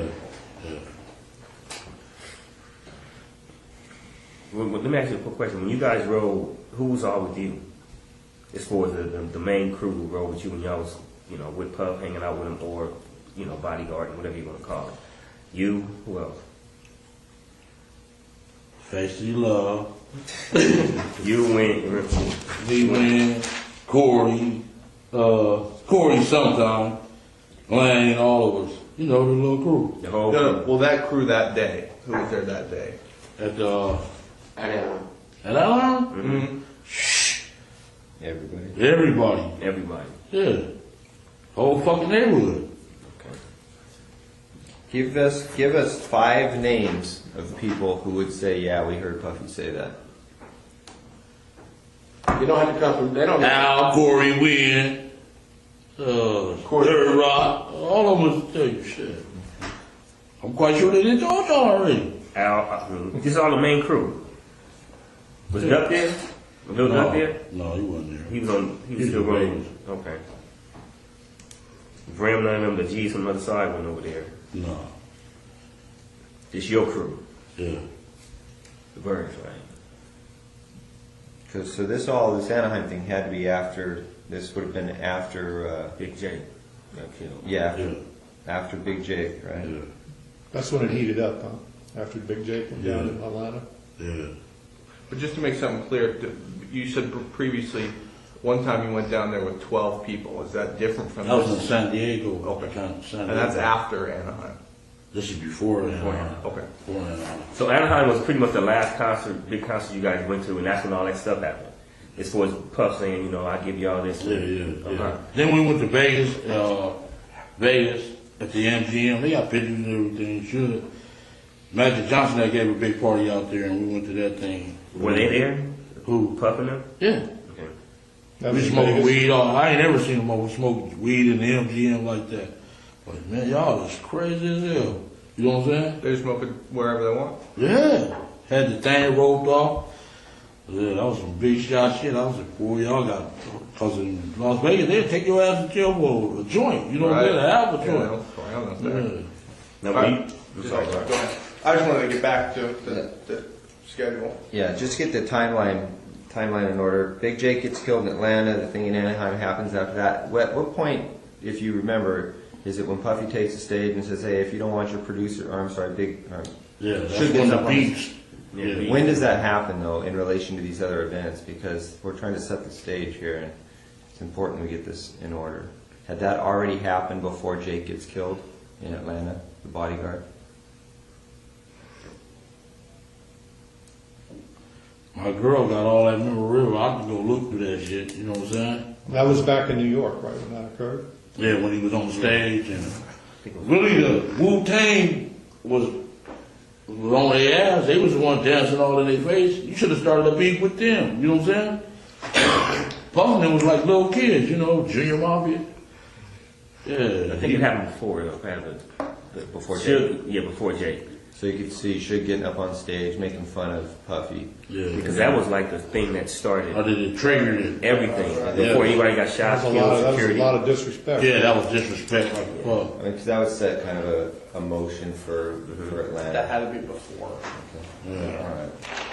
Okay, so right now we just got to Anaheim. Let's go back to, you said San Diego was before Anaheim. Yeah. What happened in San Diego and how'd that develop? Zip came on the street and said the boy wants to come down there to the concert. We jumped in the Zip van and my SS and rode down there by 12 deep. Matter of fact, the Dallas Cowboys stayed in the same hotel room. Okay, let's hold on there just for Same a second. hotel. Same hotel, yeah. Okay. Same hotel, not the same room. So Zip called you or you were with him? He came on the street on Burris and we jumped in the van, went out there. Now, when he said that you guys going out there for business, like to work with Puff, or just going to have a good time? Gonna have a good time. Okay, so Zip came on Burris is in the van. He says, "Hey, my boy wants to come down here." Did come down to San Diego. And then from that point, when Zip tells you that, you guys leave that day, or is it? That second. Oh, Yeah. okay. So it's that day you guys go to San Diego. Yeah. All right. Who drives down there with you Who drive down there with me? in the van? So I was in my own car. It was me, Lane, Big Dre, and somebody else. We jumped in, and everybody else jumped in the van with them, the party van. What color was that van? Black. Is that a different one than the one in Vegas? Maybe you said he was in a van in Vegas, so it was the same one? No, he was in that black Benz in Vegas. Oh, Benz. Like Benz. So. Yeah, he said Yeah. Benz. Mercedes-Benz. Okay, but you did say something about a van in Vegas. We'll get back to that. But you said everybody's in a van acting like a bitch. Oh, that was it. That was a renter van. We Okay. No, it's cool. All right. So Dre, Lane, Davis, you're all in what car? You had the it's just some pump. and everybody else gets in the van with Zip. Yeah. And you guys go to San Diego, and where do you guys stay?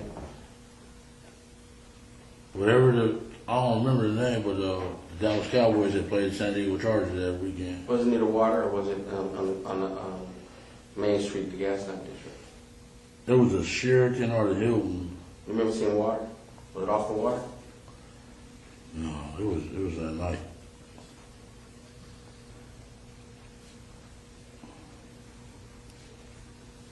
That'd be a nice place. Cowboys are staying there. Yeah, that was my team. Yeah.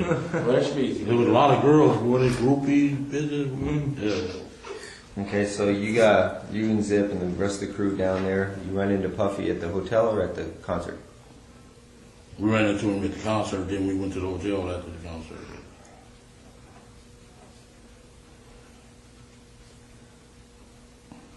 You kind of look like Emmett Smith. You could have used that. Yeah. Yeah. Okay, let's go back to the hotel. And what discussion regarding Tupac and Suge? What happens there? I don't think he really discussed it then. Going in, we was in the room smoking weed, and the little total brawl. What's her name? Keisha with the Panther thing. She said all in the lap. We was just having a good time that night. Okay, so no discussion about. I just want to ask a question. I'm curious. Who paid for your rooms when y'all was in? Like when y'all go to the hotel, you already had rooms for y'all? No, I don't pay for it. We had money, man. Them dudes. Oh, y'all was paying y'all stuff? So they were just getting started, really. Oh.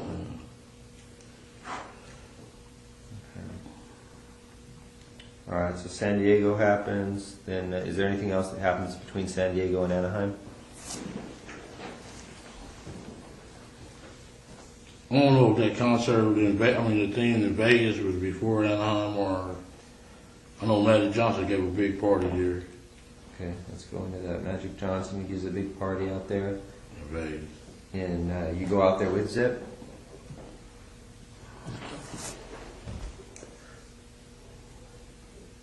we stayed in Treasure Island. That was the Holyfield and Douglas fight, was it? Was it the Holyfield Douglas fight?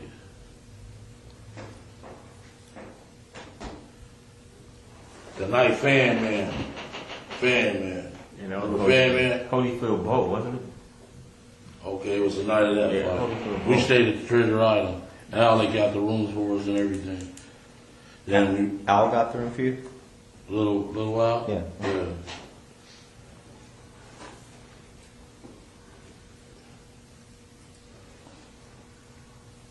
Then we went and met him at the MGM, him, Zip, and them, Biggie, all of them was there. Lance. I'm sorry. When's the first time you met Biggie? First time I met Biggie was in San Diego. The San Diego concert and everything? Yeah. He was in the room with y'all or whatever? Yeah, smoking weed. Yeah. That's the first time all y'all met him? Yeah. Okay. Good question. Break and then All right, play I was- second half. You read my mind. I was going to do it at about 3 o'clock, so you beat me to it. We're going to take a recess at this time. During the recess, you are admonished not to talk or converse amongst yourselves or with anyone else on any subject connected to the trial, or read, watch, or listen to any report of or commentary on the trial of any person connected with this case by any medium of information, including without limitation, newspaper, television, internet, and radio, or form or express any opinion on any subject connected with the trial until it is submitted to you. We'll have you guys back here at 3:15. Please rise for the jury, everyone.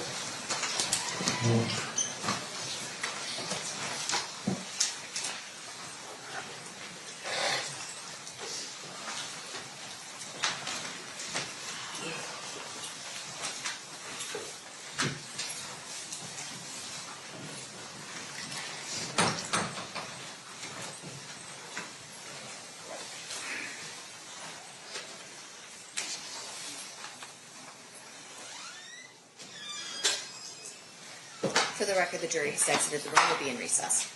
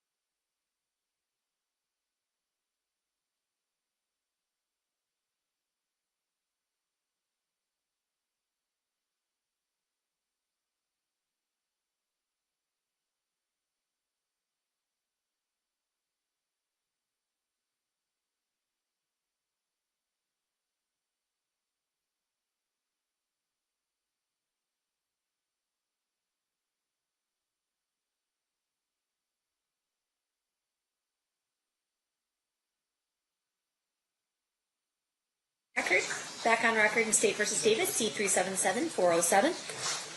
Anything we need to address before bringing the jury back in? Duane, just a quick idea of what the schedule looks like. Yeah. For the next couple days. Okay. Well, from the state or from my perspective, because I did send it out. The plan is 3:30 tomorrow. the plan is from 9 to 3:30 tomorrow. Right. And so is it just the recordings and? No. We have 3 people we have to get up tomorrow. So Can we do this at the bed show? Can we do Oh yeah, come on up. Sorry. Yeah, you're fine.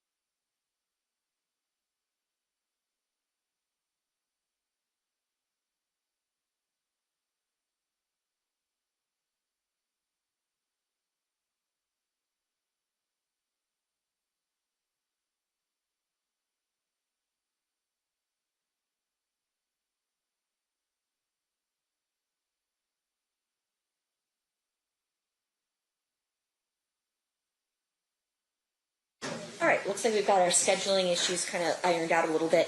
So at this point, I think we're ready to bring in the jury unless anyone objects. Hearing nothing, let's bring them in. Stand for the jury.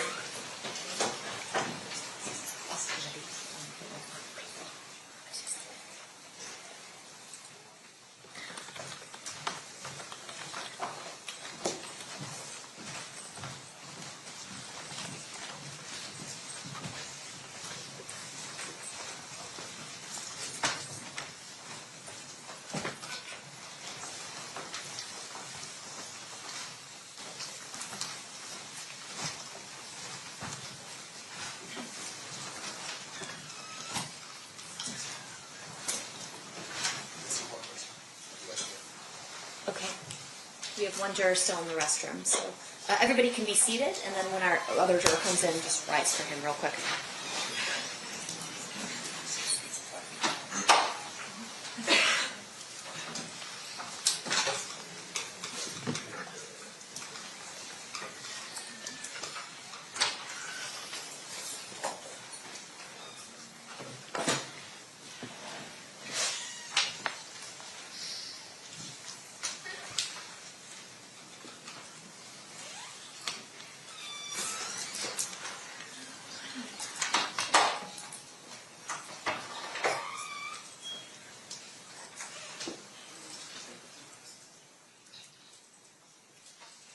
Second juror.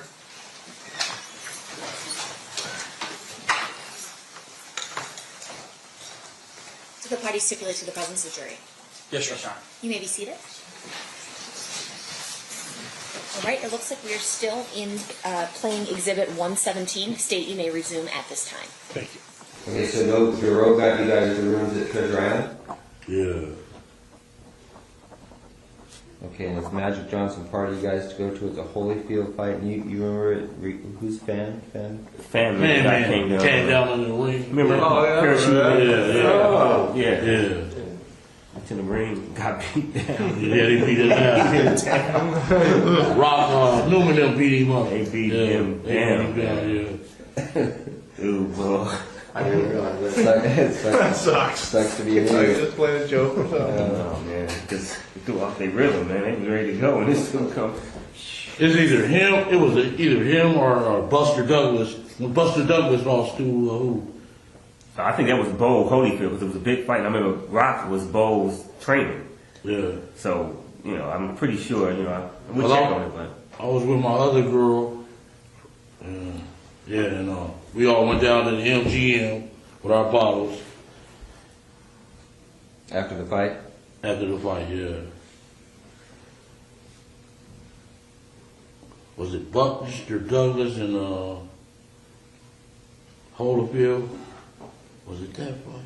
We'll figure that out. We're not. That detail's not important. So you went to the MGM after the fight, and whose room's there?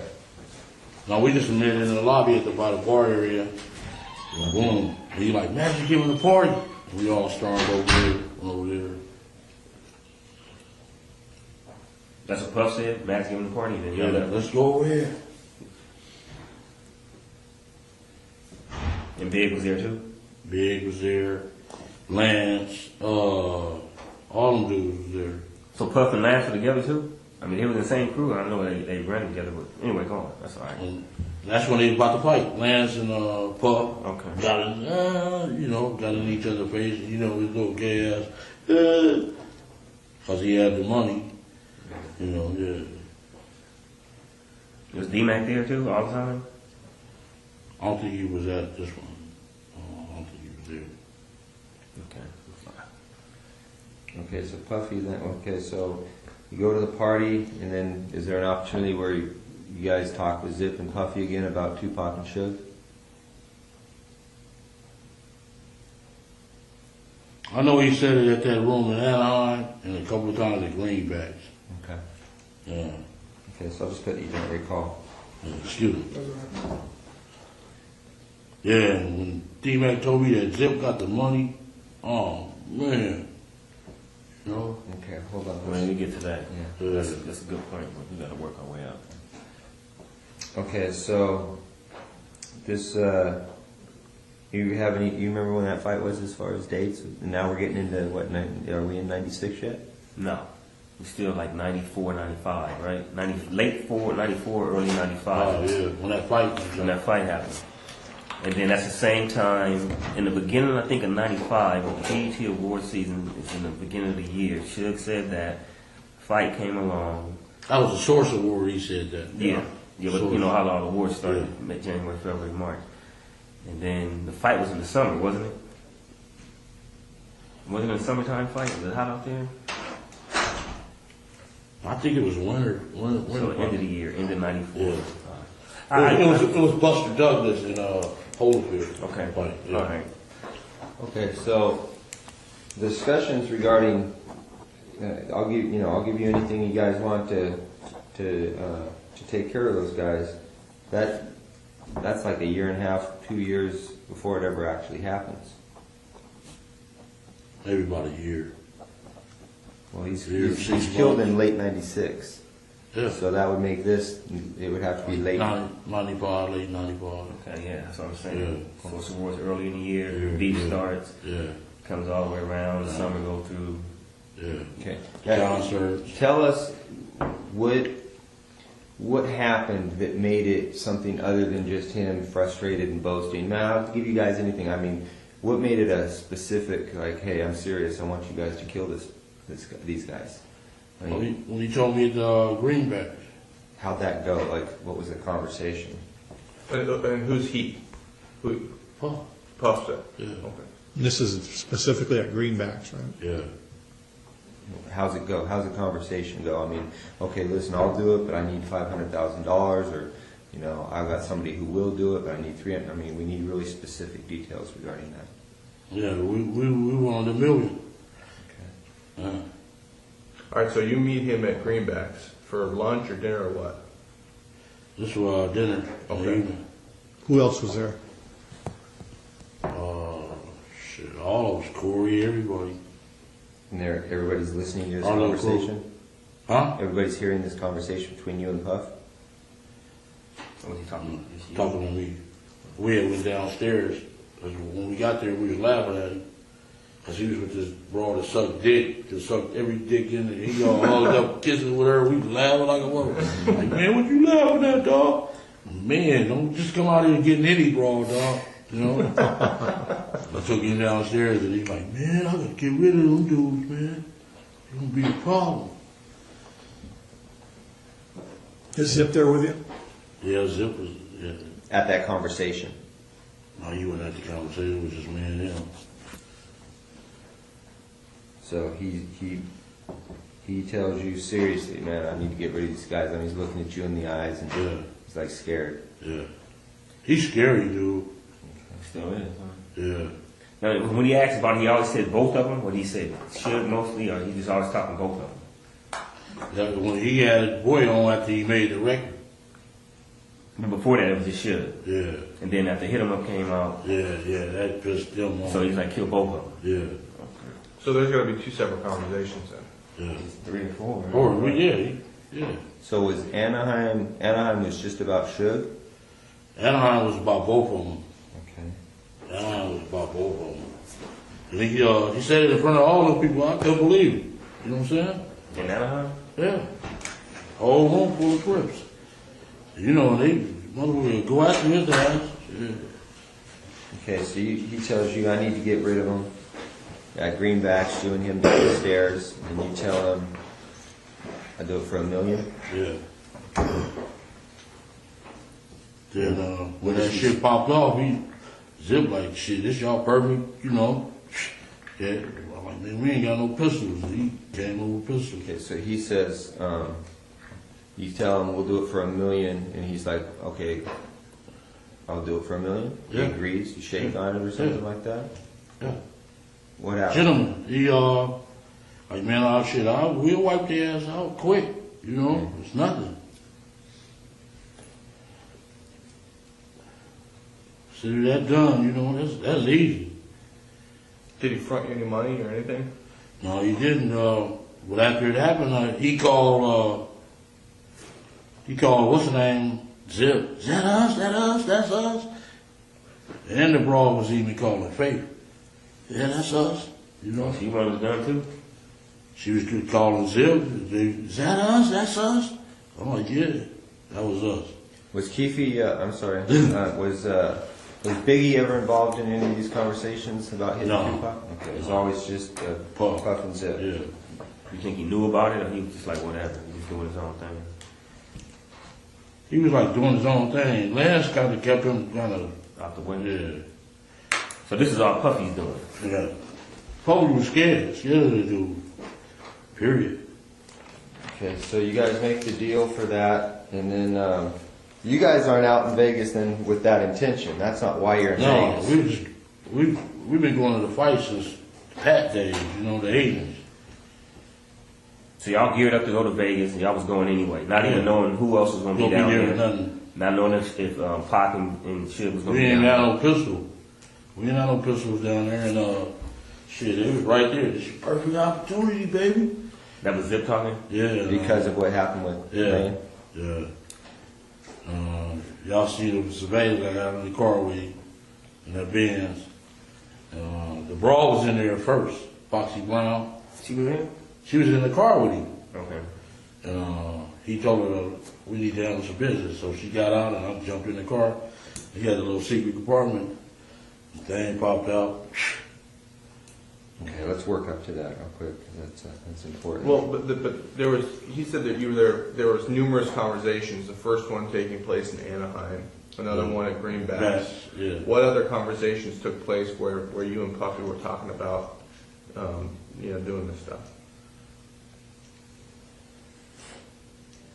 So fucking long, man.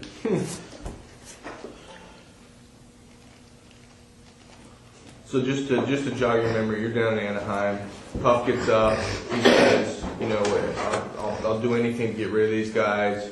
Everybody kind of, cool, that's cool, whatever. He takes it to another level. He's more serious. You meet him at Greenbacks for dinner. You guys step off to the side.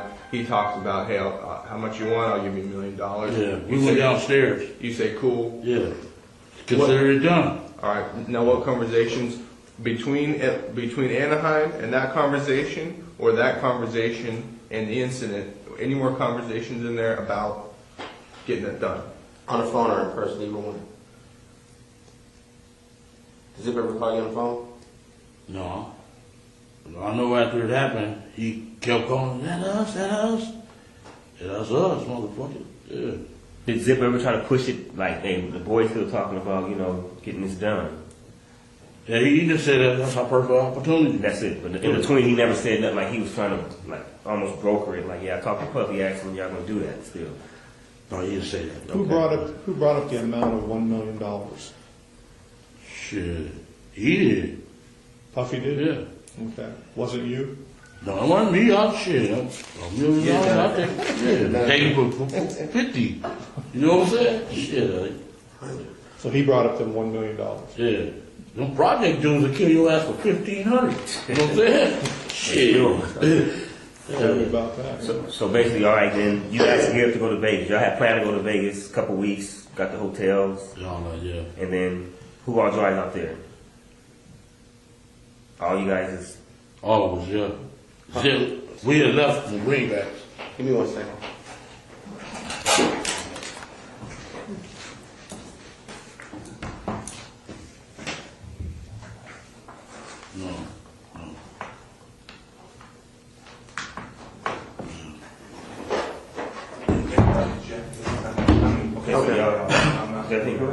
Yeah, everything. So y'all gear up to go down there. Y'all caravan down there. Yeah. How many cars? We went to Greenbacks. It was me, Zip. It was Zip drove that van. Kevin drove that van. And I drove Kev? Yeah. Okay. And I drove what was that, a Malibu or something? Not a Malibu, but a Century. What's that, by a Buick? Buick Century? Yeah, I drove a Renner Century. And y'all left from Greenbacks like about what time? A couple days before? Maybe about, was it Thursday night? I think it was a Thursday night. We left from there. Fight was Saturday. Okay, it was probably Friday we left. Friday evening when Zip looked like he got picked up by a helicopter as fast as he got there for us, so once we got there, started kicking it, partying and all that old shit. Y'all staying at the Monte Carlo? Yeah. Okay. And who got the rooms for y'all at the Monte Carlo? My wife, it was in my wife's name. Okay. Y'all pay for them? They had comps. Lane had comps at MG, not the MGM, but Excalibur. Because of gambling? Yeah. Okay. I'm sorry, Greg. No, that's all right. I got thrown off track for something. We were in Greenbacks. They have the discussion, everything. How long before you guys go to Vegas is that? I think this is another time at Greenbacks or the same time that Puffy said y'all No, this is different time. That's our headquarters. We meet at. Okay. Every time they come out, we be. So Puffy had said they agreed to the $1 million, and then that Friday before they were going to Vegas, they met at Greenbacks with Zip. They caravan from there on that Thursday, that Friday night. Okay, so there's another incident. You guys meet at Greenbacks. That's when we go to the fight in the September '96. Okay. And you leave from Greenbacks to go to Vegas. Yeah. And that's when Kevin's driving the van. Corey, Detroit, the dude from Detroit, Tracy Session, Wynn, all of them was in that van. Me and my girl was in the Century. Zip rode with somebody else. Who's driving the Cadillac? Lane and them didn't come to the next day. They came on Saturday? Yeah. Like what time did they arrive on Saturday about? I know I'm getting ahead of it, but just trying to clear it up real quick. They rode about 2 or 3 o'clock. Okay. And who came with him? That whole crew was in the car, nobody else? Nobody else. Just those three? Minus the people minus you? Dre and T? Yeah. Hey, real back at Greenbacks, when you and Tuffy talked about $1 million, you said you walked downstairs. Did he say, come meet me downstairs? Yeah, he said, come on downstairs and talk to you. Oh. And asked me, why was we laughing at him and shit like that? I said, man, don't be coming out here just getting anything, dude. Right. If you want some brawl, just let us know. So he asked you to come downstairs. Did you guys talk about anything other than that specific thing? We ordered some bravado. Then took you.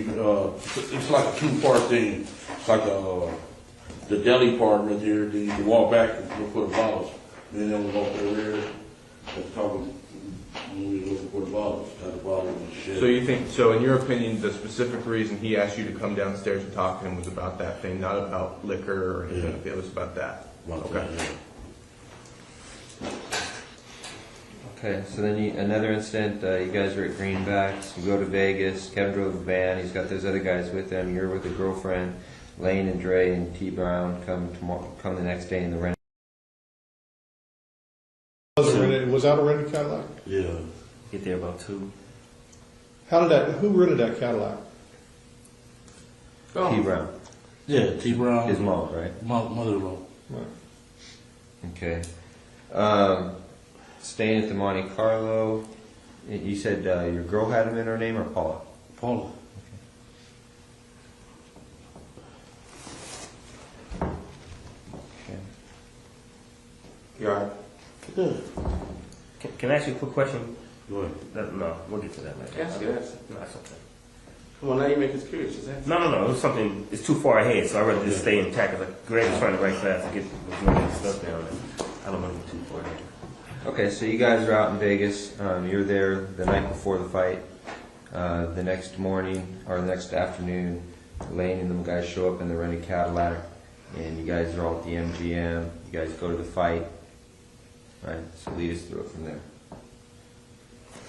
Okay. You meet Zip out there. Yeah, it was Zip.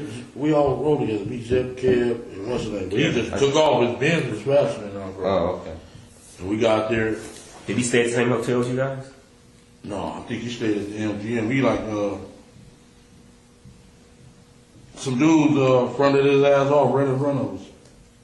What happened? He's like, motherfucker, this motherfucker's a snitch. We like, what? He like, yeah. Damn. What did he say? Huh? What did he say? He didn't say nothing. He just, his eyes just got big. Then the next day, we got our tickets from the little dude named Shorty. He from 60s. Shorty from 60s. He's How did he get the tickets? To the fight? He's a scalper. He be at every fucking, anybody can get tickets. He be at every event. When I was in prison with him in Soledad back in the days, and he was a little youngster, and he started selling tickets, scalpers. When we got our tickets, and our tickets was like separated. Lane went in, everybody else went in, and boom, we went to eat.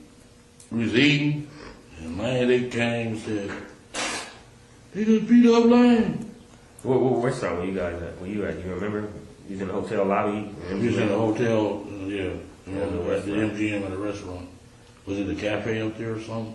They didn't change. Huh? Went to eat after the fight? Yeah. How come Lane wasn't with you?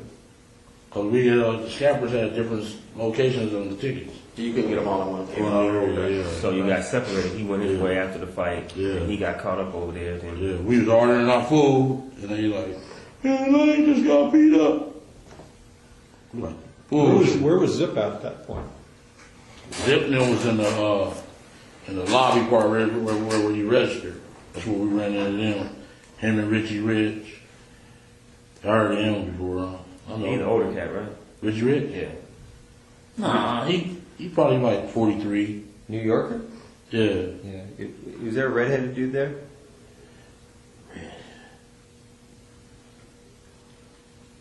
I know Richie Rich was there, and Richie Rich. There was a few New Yorkers though who was with Zip. Like, man, y'all need some help? We got this. That's what they said? And all the other cat? Yeah. Well, how come everybody else was at the restaurant with you? Everybody knew to go to the restaurant, but Lane was on his own by the doors. Yeah. Well, why? Something's missing. Why is he at the doors and everybody else is at the restaurant? We all went. He was supposed to come to the restaurant too. He just forgot or something. They seen his mother ass and beat him up. He couldn't get there. Yeah. Okay. But on the surveillance, it seems like he's standing there He's waiting. hanging out. He's hanging out. Like he wasn't on his way nowhere, walking. Y'all seen us at the restaurant? Well, yeah, they got video cameras all over them. But him, he wasn't. He was. Y'all seen me? He's like posted up. It looked like he was looking at them when they walked by. It's like he was waiting for him, you think? I mean, I don't know. Well, he wasn't waiting for him. That's what we're asking you. A lot of this, You know, we be after the girls, man. Yeah, but it seems like so you guys get you guys get your tickets from Shorty, you give them out. All right, we can't sit together, so let's all meet at this restaurant afterwards. All right, everybody bolts after the fight. Everybody comes back to the restaurant except Lane. Lane's standing by the doors. Why is Lane standing by the doors and everybody else is on board, knowing to go to the restaurant? I don't know what his thoughts was. Okay. But before that, before the fight, before Lando had, the beat down or whatever you want to call it, no beef with nobody as far as them. You guys even see Suge and them at all? Didn't see them, didn't nothing? Nobody said they here, them dudes here, nothing like that? Nothing. And then, okay. See, it would seem to me that Lane may be working his way over to the restaurant where he's trying to find you guys, but then he sees them. He knows automatically he's going to have beef with them just because of the mall incident. Yeah. So he may be just trying to Post it up, trying to wait for you guys to pass by. I'm sorry. Yeah, he probably remember us. Yeah, you're right. That would make some sense. Yeah. Yeah. He just got separated. Okay. So he. Y'all seen us at the restaurant? He's on the film, though. Shit, Darren was the waiter. Y'all seen me and him get I can't believe you don't remember seeing me at the house on Compton and Bay, all that, man. I can't believe it, man. This task force has been around a long time. I can't believe you don't remember seeing me, man. I shook your hand a couple times. I'm like, what's up, man? What's up? And kept moving like you knew me. And I'm like, what's up, man? How you doing? But you was just KPD, so. Shady man. You sold them dope. Anyway. Y'all seen us at the restaurant too? Yeah, I just got the name of it because it's been so, like you said, it's been so long ago. But okay. Y'all see me and Zip in the Benz too? I didn't. Yeah, I don't remember seeing it. I don't remember seeing it. Okay, but who was in the restaurant with you? The crew, me, Bubba, all of us. Kev. Was Debbie and them hanging out with y'all at that time? No. The Vegas dudes? No, they wasn't. They knew nothing about this. Nothing about this. Y'all didn't hook with them at all. Nobody, Qatar, Carol, KC, whatever his name is. None of them dudes. Y'all didn't hook up with none of them from We Vegas. seen KC down there. Okay. We just see Doug Carter, the other boy, Chin. Okay. Where'd he go? Huh? Damn. T.R. Yeah. He just got together 5 months ago. Victory. Okay, so Richie Rich and Zip are in the lobbies with some other New Yorkers. You guys read, blah, blah, blah. Lane gets into a fight. And then Zip and his boys are like, y'all need any help? The East Coast asked us first. And my boy. Who? And. One of my Paramount, man. Oh. Really? And. Oh, Anthony? Anthony Trent. Yeah. He was down there? Yeah, he asked me, y'all need some help? We like, no, we good. Did Treggs hear any of the conversations between you and Puffy? Was he there for anything? Who? Treggs. And. And. Yeah? Yeah, the one you're talking about right now. No, he didn't. Did Did he? he? Cadillac? Is that Cadillac? Yeah, the one. Yeah. Yeah. Was he there for any of the other conversations or anything No, the like Cadillac was Reed. That's true. Oh, that's Trevor, yeah. The other one was. And it was the other dude that came with the other car.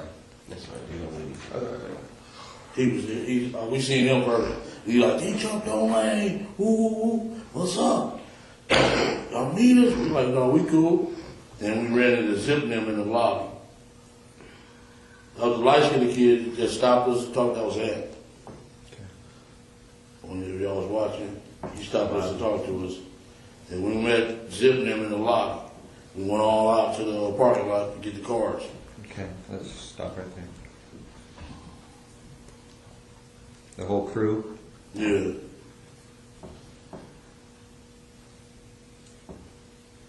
Alright, you get cars and then Zips in his Benz. Yeah. And who's in there? Foxy Brown? Yeah. And does she get out, or he tells her to get out, or what? Yeah, he told me to get the handle something. Because he told me in the lobby that he had some jimmies. Some what? Had a jimmy.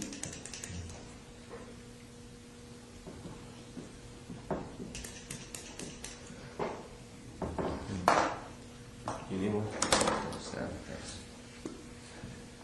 And you get in with Foxy Brown was sitting in the front seat? Yeah, and she got out. She was wearing pink, little pink thing, and I jumped in the car. He gave me the jimmy. Who was Lane and all them? I'm sorry, Greg. They was waiting on the cars. So they was in the valet waiting for the cars. You had already gotten in his car. And home said, Where does he get the gun from in the car? A little secret compartment. Popped up. Pop up, yeah. In the armrest? Yeah. He gave it to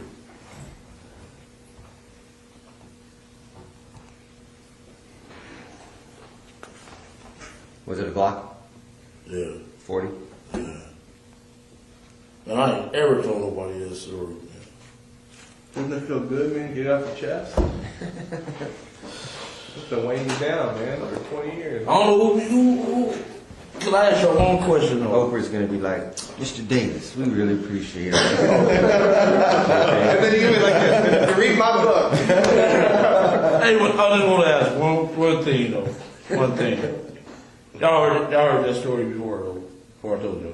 Not that part? No, never heard that part before. No, I haven't. About Zip? I knew about Zip. We know about Zip. Gave the gun? We don't do that. Yeah, but not about the pop-up thing. pop up. Little particular things in between. But we're on track. I'm just saying y'all knew. We knew Zip had given the gun, but we didn't know that you went to his car to get it, so. Stuff like that. Let me tell you. This dude punked me though that morning in the garage though, I ain't gonna lie. He got me good dog, I ain't gonna lie. You gotta pray, he good. He like, well, I got some shit gonna break your heart. Gonna break you to your knees. That's what bothers me. That's what got me, dog. Other than that, I would have went out hard. I would lose my house. Fuck them. You know what I'm saying? Yeah, but that got me though, dog. He said, "God, shit gonna break your heart, gonna break you to your knees." I already knew what it was. I said, "Oh, they got me, dog." I gotta write that one down, man. Put that in the book. I got some shit gonna break your heart, gonna break you down to your knees, keep you deep. See, he can deliver it. I'd be like this. I got some shit that's gonna break her. It wouldn't just sound right. You got me on that, dog. Other than that, I was like, fuck y'all, I'm gonna go on in, man. Because I know I am you. I know how you think. I'm from the same place you from. Oh, so I know kind of what to say. Where you from? You from the You neighborhood? won't even talk about it. You don't even want to know. You're so proper, man. You know what? That's called education a little bit. Yeah. So property now. You got me on that one, dog. Then I said, break my heart then. And I thought about it all over that week. I said, oh, they got me, dog. They gonna give me the death penalty. Yeah, man. Yeah. It was on the stretch, man. Yeah, it's been a stretch. But okay, will we agree? Okay, so we get the gun out of the armrest. Zip gives you the gun. It's a 40. I assume you check it, loaded. You put you get your own ammo. How's that happen? It's already loaded or what? It's already loaded. You just put one up. Okay, where do you go to? What do you tell Zip right then? What's that? Do you tell Zip, hey, we're gonna go handle this shit or whatever? Yeah, they act like, do y'all want us to come? We like, we know where them motherfuckers at. They was telling us that they gonna be at the 662 club. Who was saying that? Everybody. Everybody out there? Yeah, everybody.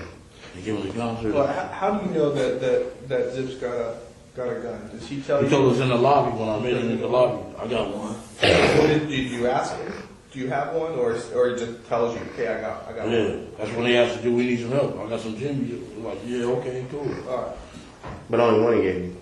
Yeah, and so KC went to go get some guns, but he never did get back with us. So it was a lot of people out there and asking you guys, Southsiders or Lando, like Trey and who else?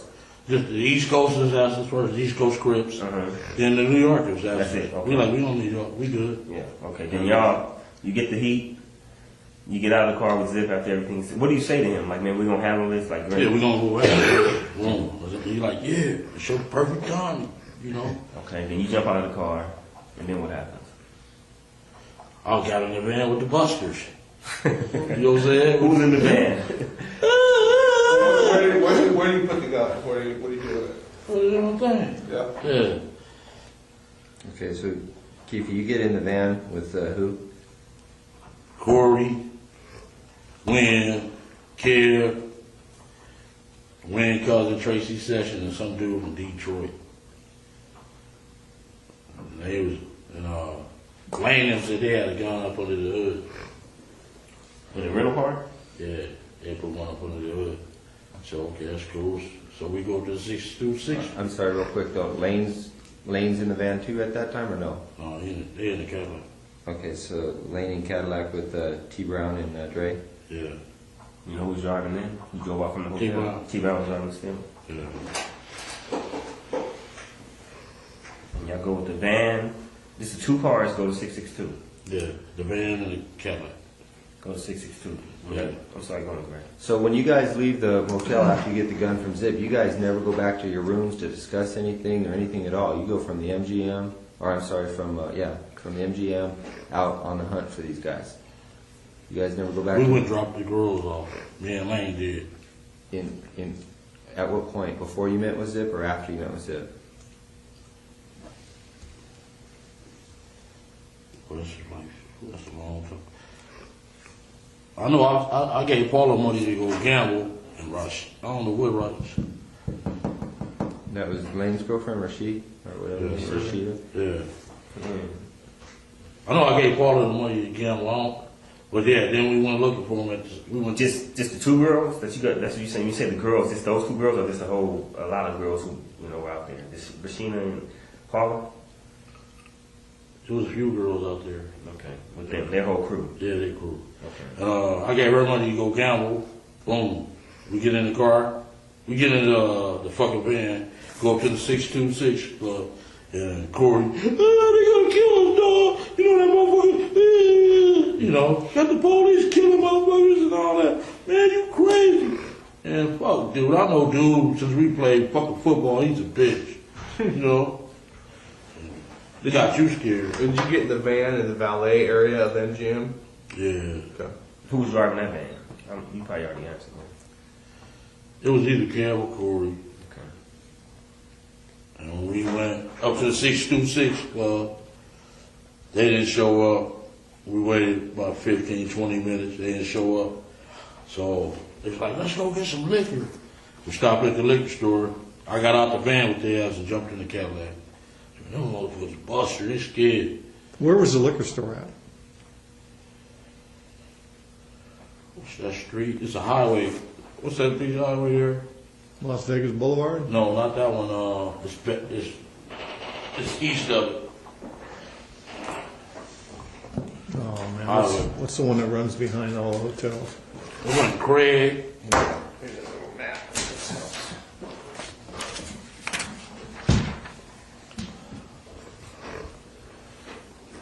They may or may not be on that map. That's just the intersection where they kill him. Yeah. It's east of this. Just a little liquor store. Yeah. It was, what was it, 7-Eleven or something?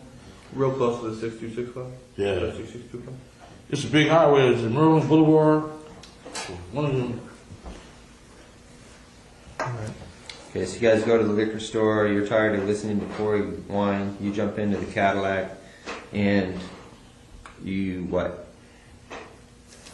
You go to the liquor store, you get out of the van, you jump into the Cadillac with Lane and them guys, and then what? We rolled up, what was that? Was that Harmon? There is a Harmon on there. Harmon Street's on there if you can see it. Should be a Harmon Street on there. Koval, Harmon. And where did he get shot at? On Harmon, didn't he? Mm-hmm. Yeah. Flamingo and Harmon right there. Something like that. No, it's on this street in Harmon. He got shot. Yeah, Koval. We was, I think it's Merlin Parkway or something like that. Is it called that? Yeah. I think the little liquor store was right there. Then we came up Harmon, got the Las Vegas Boulevard, and shit. Here they come in that BMW, like gang of cars. And bros like, Tupac. And we like, there they go. Made the U-turn. We wasn't supposed to make a U. We just wanted a U-turn. And they was in the middle lane. And we just pulled up on the side, checked every car to see where they was.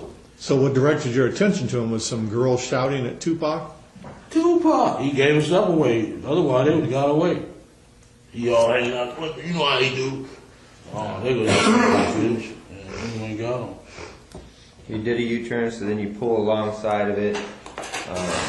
You guys are in the car. Have you already handed Lane the gun at this point, or at what point do you hand him the gun? I thought he was going to pull on my side. You know, that's my little nephew. I'm going to look out for him, you know. And he pulled on their side. So you were fitting to blast if you had to, or you were just... Yeah, if we would have been on our side, I would have blasted. Okay. So you hand the gun to the back seat. Yeah. You can hear Lane. I gave it to Dre, and Dre was like, no. And Lane's like, you popped it. Now, when you first talked to you a few weeks ago, you did say that Orlando was behind the driver. Is that right? No, Orlando was behind me, the passenger. Okay. Dre was behind the driver. Okay. So when you passed the gun, you passed it to Dre? Yeah. Okay. He was the closest to him. He you know.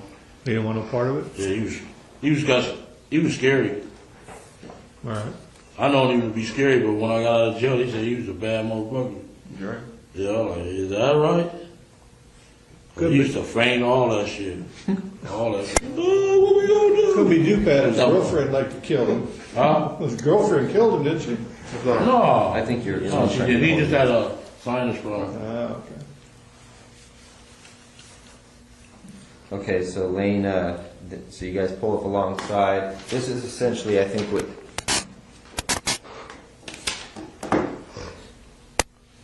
Yeah. You guys pull alongside, that's essentially what you see.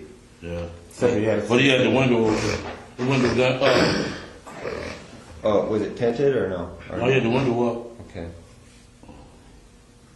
So he wasn't out yelling at the girls at that time? No, he was there, rolled back up the window when he went on up the street. Okay, Lane starts blasting. You say Suge looks over, he sees you. He looks right at you. Yeah, he looked at me. Okay. Why are you looking right at me? Fucking known each other since we were 7, 8 years old. When he looks over at you, and then, Tupac's busy getting shot. Evidently, the story is Tupac's trying to either get out of In the the back seat or something. Yeah, what do you see happening inside of their Jumping car? in. I seen a bullet going Suge head. I thought he was dead. You see He his must have head? scraped him or something in the head or something. A piece of glass went into his neck right here. And he had a thing in his head. Yeah, a little grave. Yeah, he got a grave on his Yeah, I head. thought he was dead. Okay. So, I'm sorry, did you guys stop and keep up? Did Bolo stop the car and just let him get off? Yeah. Then we made the right. Okay, but he stopped what you said. While he boom, boom, boom, got off, then he took off. And we made the right, and some bras in the sea breeze was following us. Stupid bitches. And we shot their window out, and they stopped.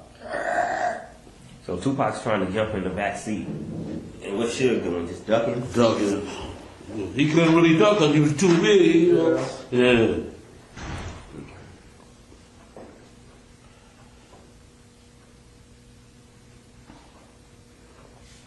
So you try to pass the gun to Dre. He says, "Fuck it, I don't want it." Does he? And then you say, "Fuck it," or Orlando takes it. Yeah. Or wait, you give it to Dre and Dre gives it to Orlando. Yeah. Dre didn't want to do it. And Dre's doing like this when he's shooting, is when he gets on? Yeah. Leave it back? Yeah. And once we got out of the car, he was acting like a bitch. Then I'm like, get a hold of yourself, bitch. Dre? Fuck, yes. What was he saying? Oh, what we gonna do, big on here? Man, shut the fuck up, bitch. What's wrong with this, you know? Well, where did you go after the shooting? Went to the Monte Carlo. Do what? Real Before we get quick. there, yeah. Okay, so the shooting goes down. He's trying to get in the back seat. Suge's ducking out the way. You guys pull off, and followed by Sebring. A sea breeze, some broads. They ain't call y'all or nothing? The broads? I don't know. Can't give you. Hey, come on, man. We were talking over it. Man, we're gonna be doing this so many times, man. On the truck. Sebring. It all comes out. Lane starts blasting back on him. Yeah. So he had bullets left. Yeah. How many rounds did you say he shot in the Tupac in the car? If you had to, About 6 or something. 6? And how many times did he shoot at the girl? Twice. Just twice. Okay. Afterwards, when you guys are rolling, just rolling to the hotel, you go straight back to the hotel? I was going to park the car by the carriage house. By the carriage house? Y'all dumped the car and just left it there for, I mean... We left it there at the carriage, it's a parking lot on the opposite side of the carriage house. We left the car there and put the gun on the tire and left. On the tire, front wheel tire, back tire, what? Front tire. And then left? And left, yeah. Was there any bullet holes in the car? Because somebody said somebody shot back at you from... No, ain't nobody nothing like shot that? back. Never no bullet holes in the car? Never. Okay. Which tire on the front? You're the passenger side of the Passenger side. When Orlando was shooting, was the gun all the way out of the car? Or was it in the car at all? Do you remember? We got the shells out of there, though. Did you? Yeah, we did. On your way to park the car? When you were leaving to go park the car? The next day. You're saying. Bubble up there. So the next day, oh, you didn't go back the next day? We rolled back the next day. The gun was gone? The gun was on the tire when I left. The next day, though? I got in my car was, well, I was in a rental car. I don't know what they did with that after that. Well, Keith, man, you just got this gun from Zip. You don't want him implicated in the shooting. Now you've got a loose end because you put the gun out there on the street like that. Could come back to Zip because we don't know, and you don't know at this time whether it's registered to him, his people, whatever. That's kind of lame. No, that's not. Okay. He don't give a fuck about Zip. Yeah. He just No, at that time. No, he don't think like, you know what I'm saying? He ain't thinking like that. Well, why would you leave a gun? He's not thinking like, y'all thinking intelligent like in Las that. Vegas, you just killed, they just did a big murder with it. They're not thinking like that. You want the truth or you want me to tell you a lie? You want me to lie? No, I want the truth. Okay, we left the fucking gun on the tire, dude. That's all. That's all. That's the last time I seen the gun. That's the last time you saw it. Yeah, they don't think like that. You want me to lie? I can throw it out. We don't get us anywhere. I just can't believe you do that in Compton. What's that? That's what they did. They don't think like that.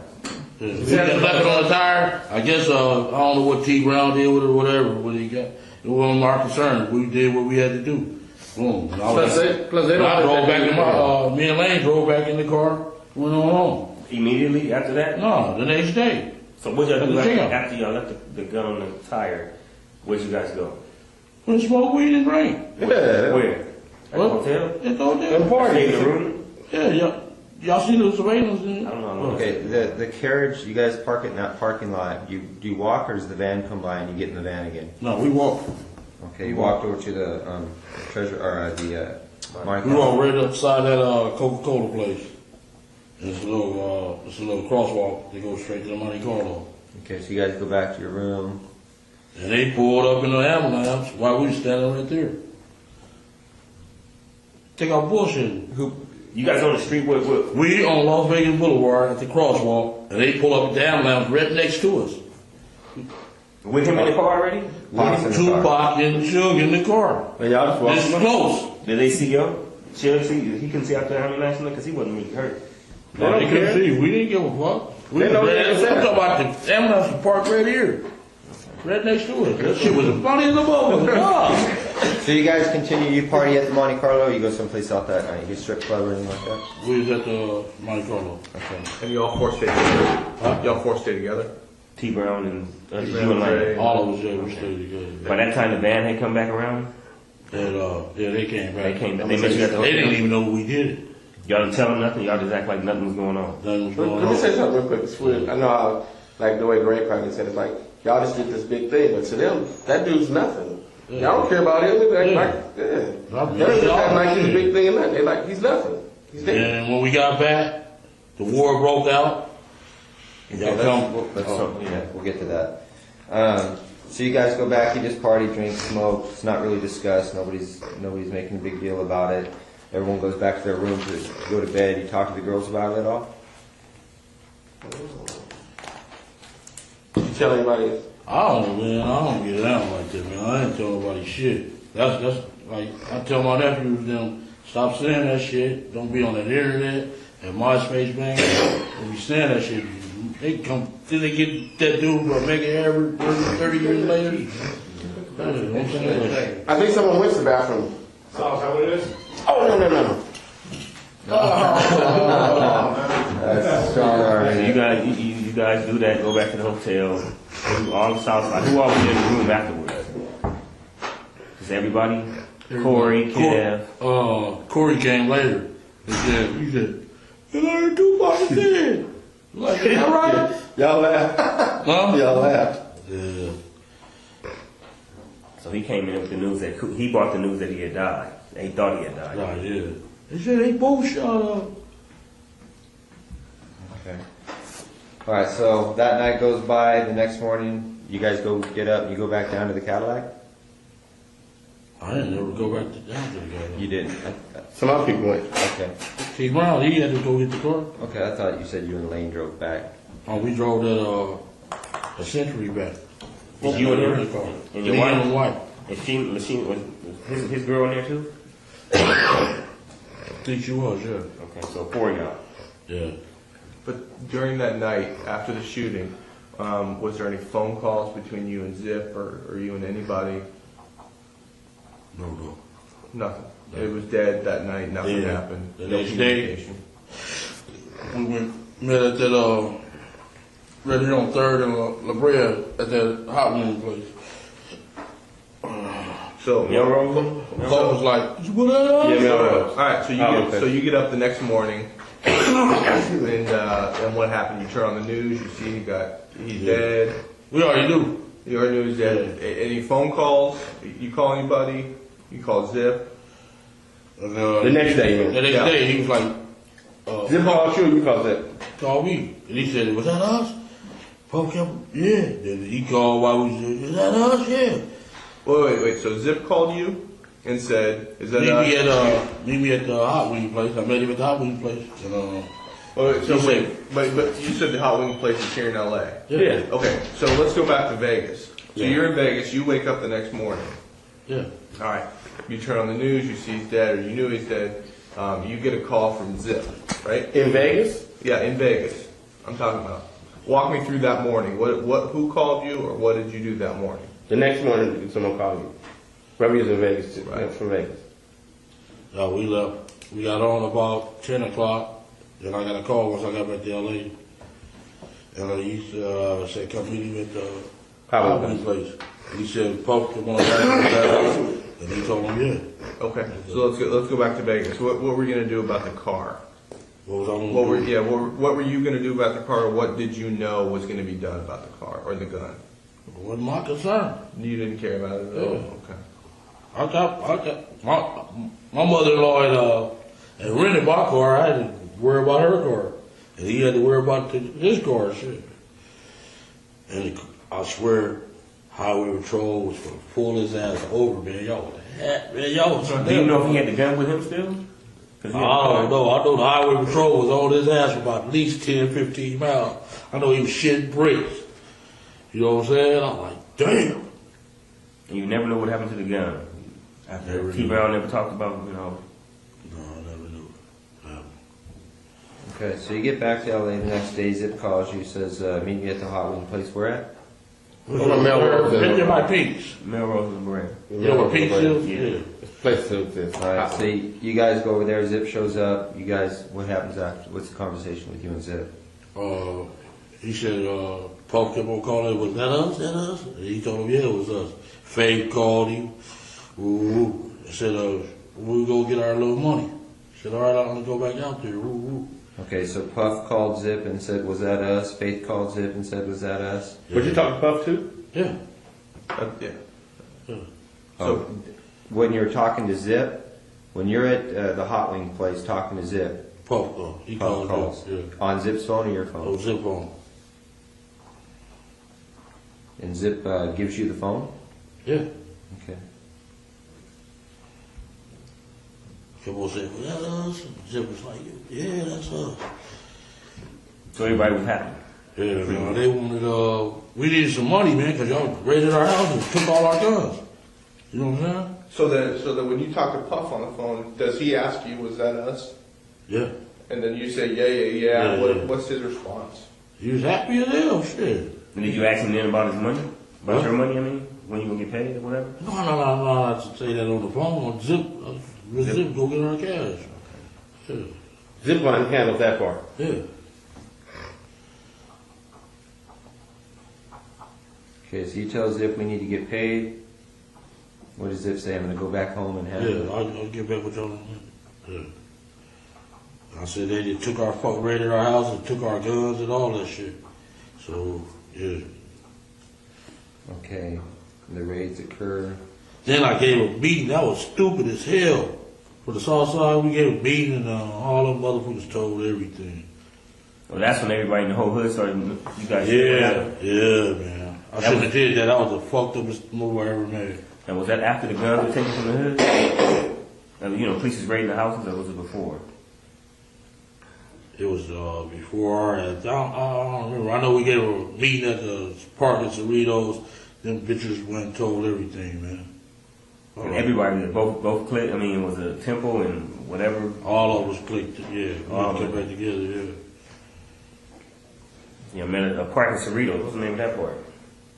Regional Park on Bellflower. It was all in that first affidavit anyway. We read all that shit. Okay, so you called the meeting though? Yeah. Okay. We read that whole affidavit. You know what I'm saying? We know what's up.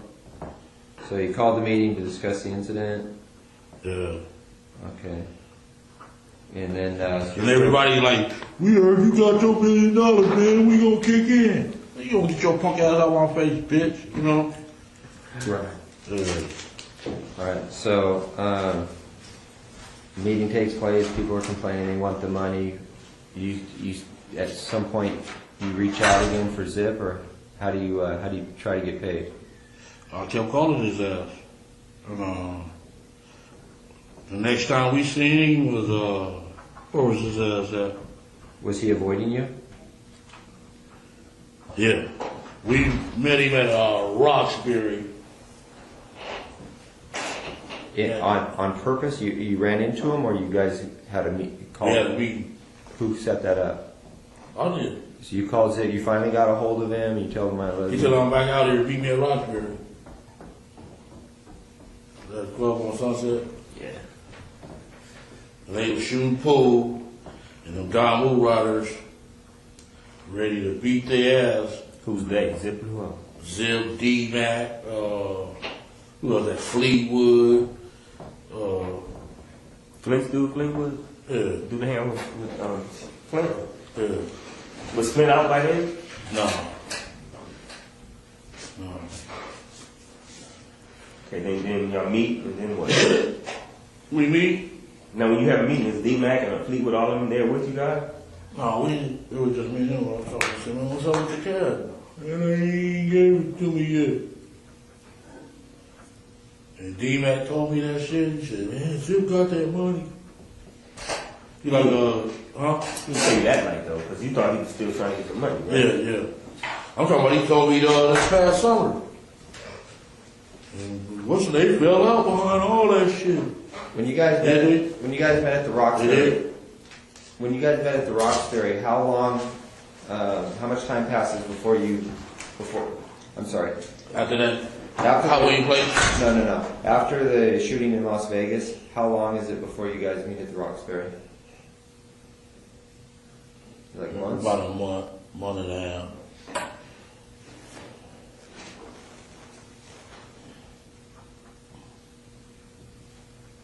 And so he tells you that Puffy hasn't paid him yet, right? Yeah. All right, and what do you tell him? That, you know, What's up? What the fuck? I need money. Yeah. We need money, motherfucker. They took our guns, all that shit. We need some money.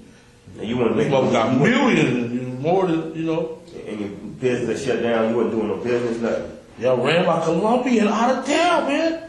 I mean, we did. We should have did that shit. We shouldn't even met Puffy. We should have just stayed rolling, man, you know. Y'all was on my ass since 93, though. You gave us a good run. Yeah. Okay, so you, at what point do you lose touch with Zip when you just realize you're not going to get paid? At some point you realize... Once y'all got on our ass, man, that watch shit. I was on our ass, man. Okay. So 96 comes and goes, 97, then you end up you pick up that case. 97, man, y'all, after that shit happened, we couldn't breathe. You know that. Y'all put the heat on our ass like a motherfucker. Okay. And then, so you end up going to prison. Yeah. Since you've been out of prison, have you talked to Zip? Not one time. And then what about Puffy? Not one time. Okay. I tried to call him several times, though. That little daddy out shit. You got messages? Hell yeah. They didn't call back. I think if he would have just gave us half the money, you know what I'm saying? I would stay strong like fuck it. Okay, so a couple months ago you say you run into D-Mac. And D-Mac's, he tells you... I like, man, call your boy, you know. Because they went to Howard together or something. I like, man, call your boy. He like, man, what's that name still, man? What's Zip behind that shit? Zip got that money. I like, what? He like, yeah, man, dude gave Zip the money. Where'd you run into D-Mac at? What street is that? By your boy, the tall guy with the Cadillac truck. What street is that off of? Florence? Where's the Cadillac truck? The blue Cadillac truck, man. Oh. I'm at a lot. One, two. The 900 pounds. I don't know. Oh. You got a lot on my mind just like you, man. No, off of Topanga. I met him off of Topanga at the 76 station. Yeah, Cadillac truck. Anything? Is that there? Oh, yeah. Huh? No. You know what guy I'm talking about. Dudes, Detroit Pistons. Oh, you motherfucker. Oh, out there in the valley. That's where you run into Darius. Okay. Yes, the bitch. Let me tell you what he did to me. I'm gonna tell y'all another thing I know something. Did I tell y'all? On the 40-some-thousand. This motherfucker, I threw the money in the back thing. The motherfucker say, hey, let me talk to you, dog. I went over there and talked to him, and here y'all come. I said, this motherfucker, I'm up on all that shit, dog. I said, this motherfucker got my money cracked. As I was thinking about it. He said, man, let me talk to you. Man, if the police hanging out in front of your house like that, I'm like, yeah. I said, man, that sound like the Fed. He like, yeah. I'm like, yeah. And sure enough, here come the car from by the school, and here come the other one off Glencoe. The car off the school threw us off. I said, oh, here come the popo. I jumped in the car, and here come that other car. Woo! Ah! Stop right at me, man. And grab him, and he like, man, look at the gun, look at the gun. I'm like, you going to jail, dude. And he like, yeah. Dude handcuffed his ass, put him in another car, and let him go before us. I said, oh, that motherfucker snitching, man. I'm telling you, I'm up on all that shit, man. Y'all shit is easy, though. I swear. Yeah, they handcuffed me for it. Huh? There he go with his gun. I said, damn, what he need that for protection from me? That's a cold shit, boy. Well, let's get back to. Okay, you run into D-Mac in the valley a couple months, 3 months ago. Yeah, like fall, summertime. Talking about this year? Yeah. And you tell him, hey, call your boy, call Puffy. Yeah. And he tells you, and Zip got paid. They fell out behind that old shit. Plus Big got killed. Shit, I better not see his ass. okay, they fell out behind what? Behind the money. They behind Big. Big got killed 6 months later. I thought y'all had a store. I'm missing something. Yeah. Puffy and Zip fall out. Right? Behind him making the payments to Zip. Zip keeping the money. Zip kept the money from us, bro. And he didn't give it to them, and then Big got killed. Yeah, all that. I thought y'all had our back. How do you suppose Puffy found out that Zip didn't pay you guys? How does Puffy know? I guess he knew. Win, I guess. Win seen him a couple of times. Zip? Oh no, he seen the Warrior. Fuck. At one of the Snoop parties out there.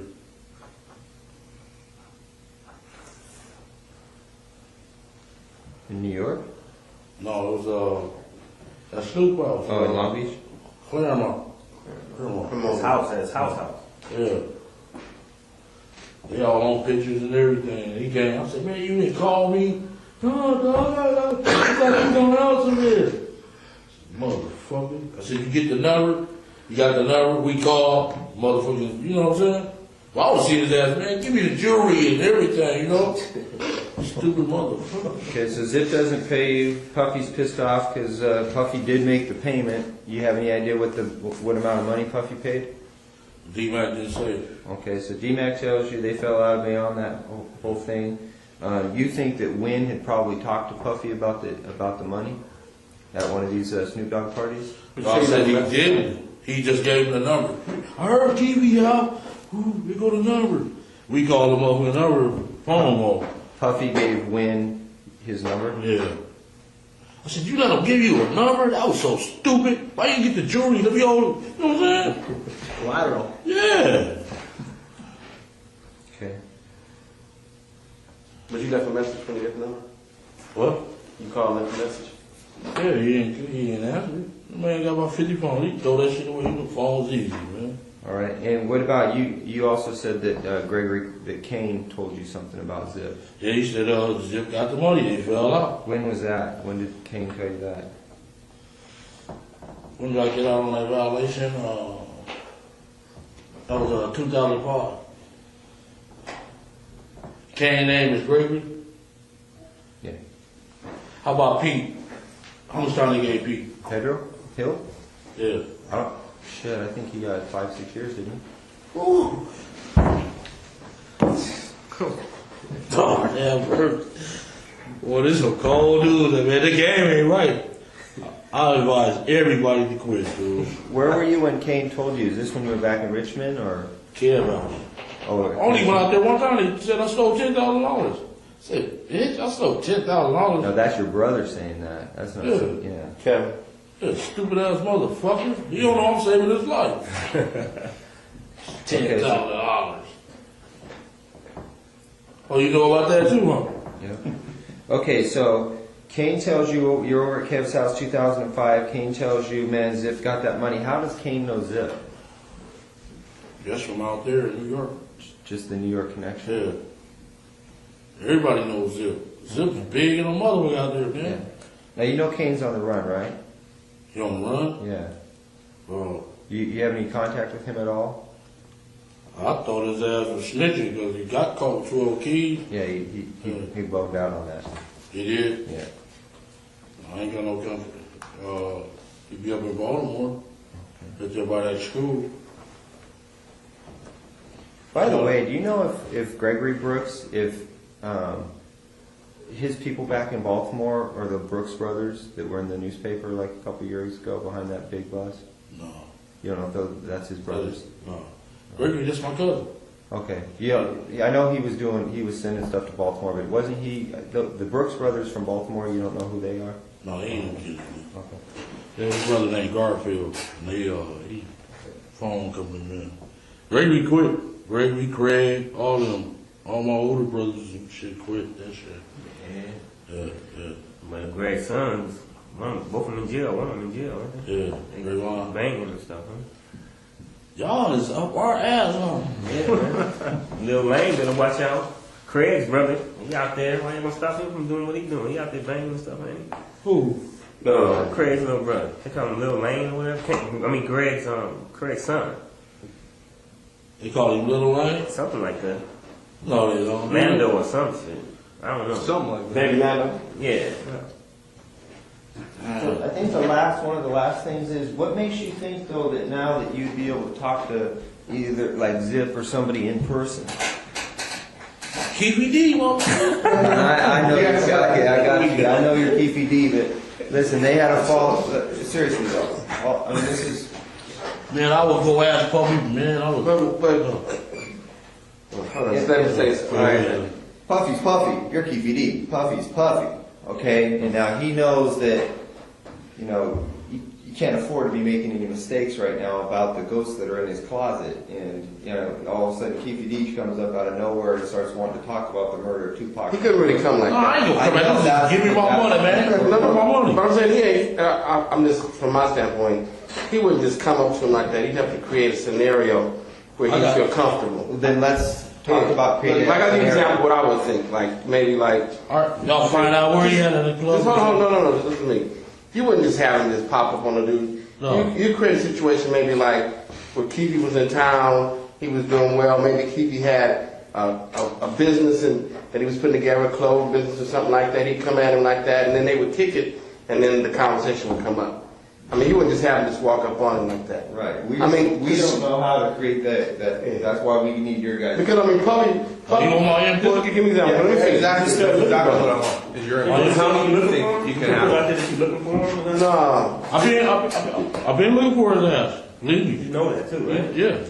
When I run into at the club, when he got that walk of fame, motherfucker, I was right there. But what I'm saying is, that store. But what I'm saying There was too many of y'all around here. He's not going to just give you a straight conversation. He's going to feel comfortable. So you got to create something that's comfortable for him.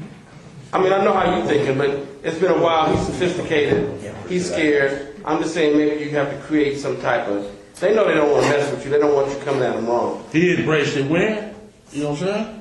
He get, my boy, you know what I'm saying? He cool like when like that? Yeah, he gonna embrace the shit out of us.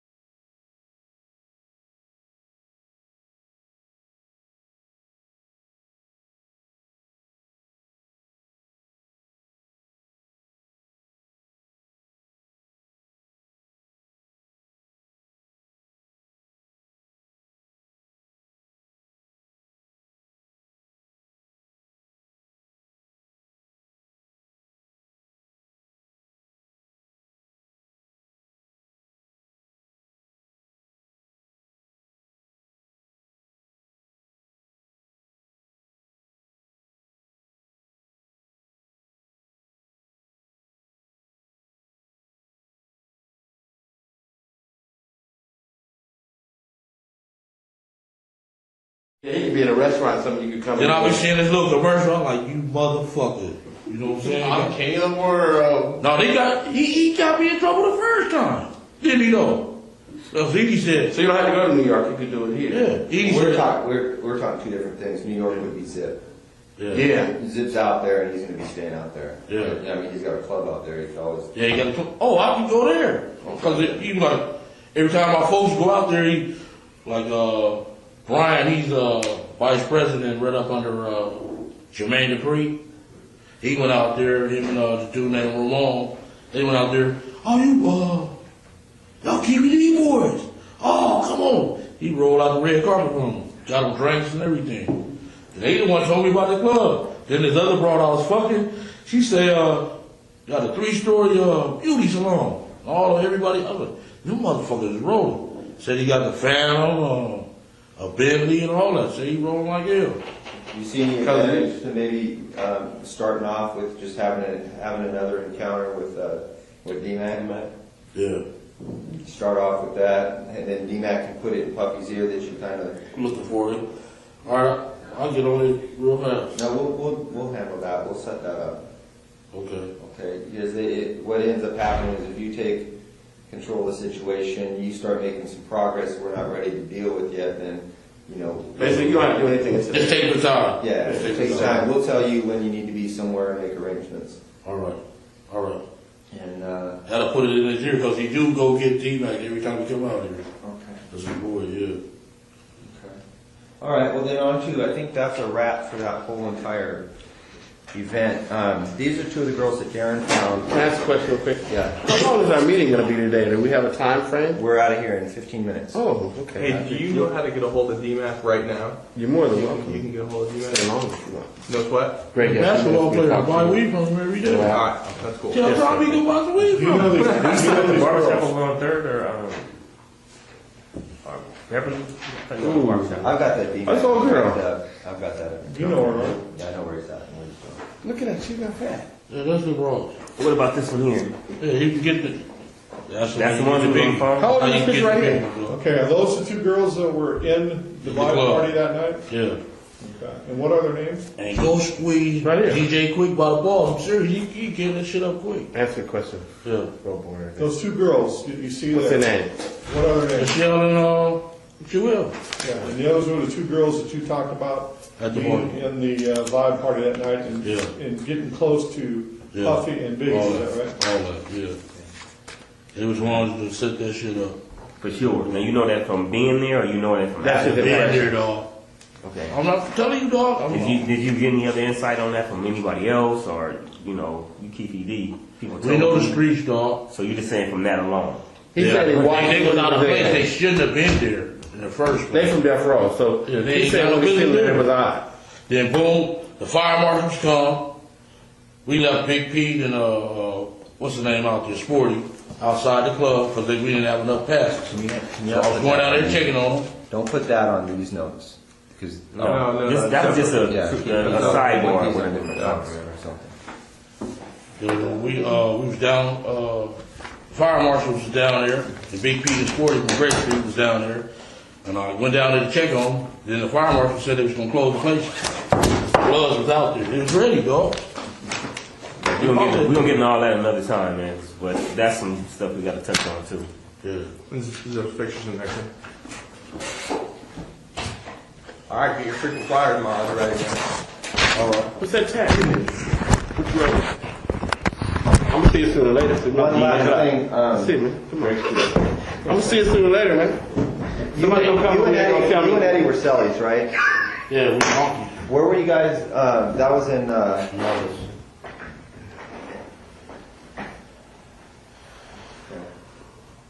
But I wanted to ask you something. Excuse me. What do you know his last name to be? Sammy Samuels. Huh? Sammy Samuels. Samuels. Sammy Samuels. Oh, okay. He asked the question. I find out what to ask. I want to ask you one more thing. I know you probably been on the case in 93. Okay. I need to know it. 93. You working on a while.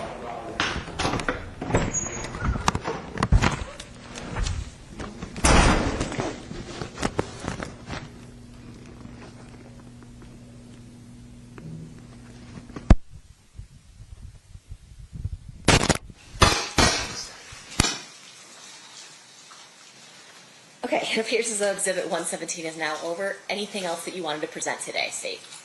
No, 2009 is not as long, but I think we just give them a break now. Okay, sounds good. At this time, we will recess for the evening. We're coming back at 9 a.m. tomorrow. During this recess, you are admonished not to talk or converse amongst yourselves or with anyone else on any subject connected to the trial, or read, watch, or listen to any report or commentary on the trial of any person connected with this case by any medium of information, including without limitation, newspaper, television, the internet, and radio, or form or express any opinion on any subject connected with the trial until the case is submitted to you. We'll see you back tomorrow. Thanks, guys. Is that for adjourned?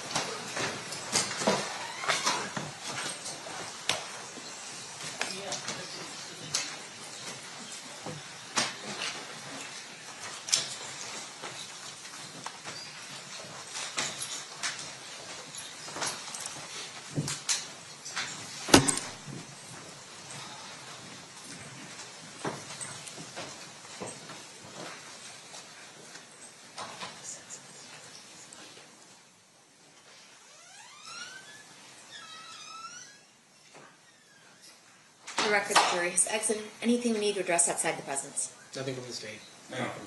Okay, we'll be in recess. Thank you, everyone. Have a good night. Thank you.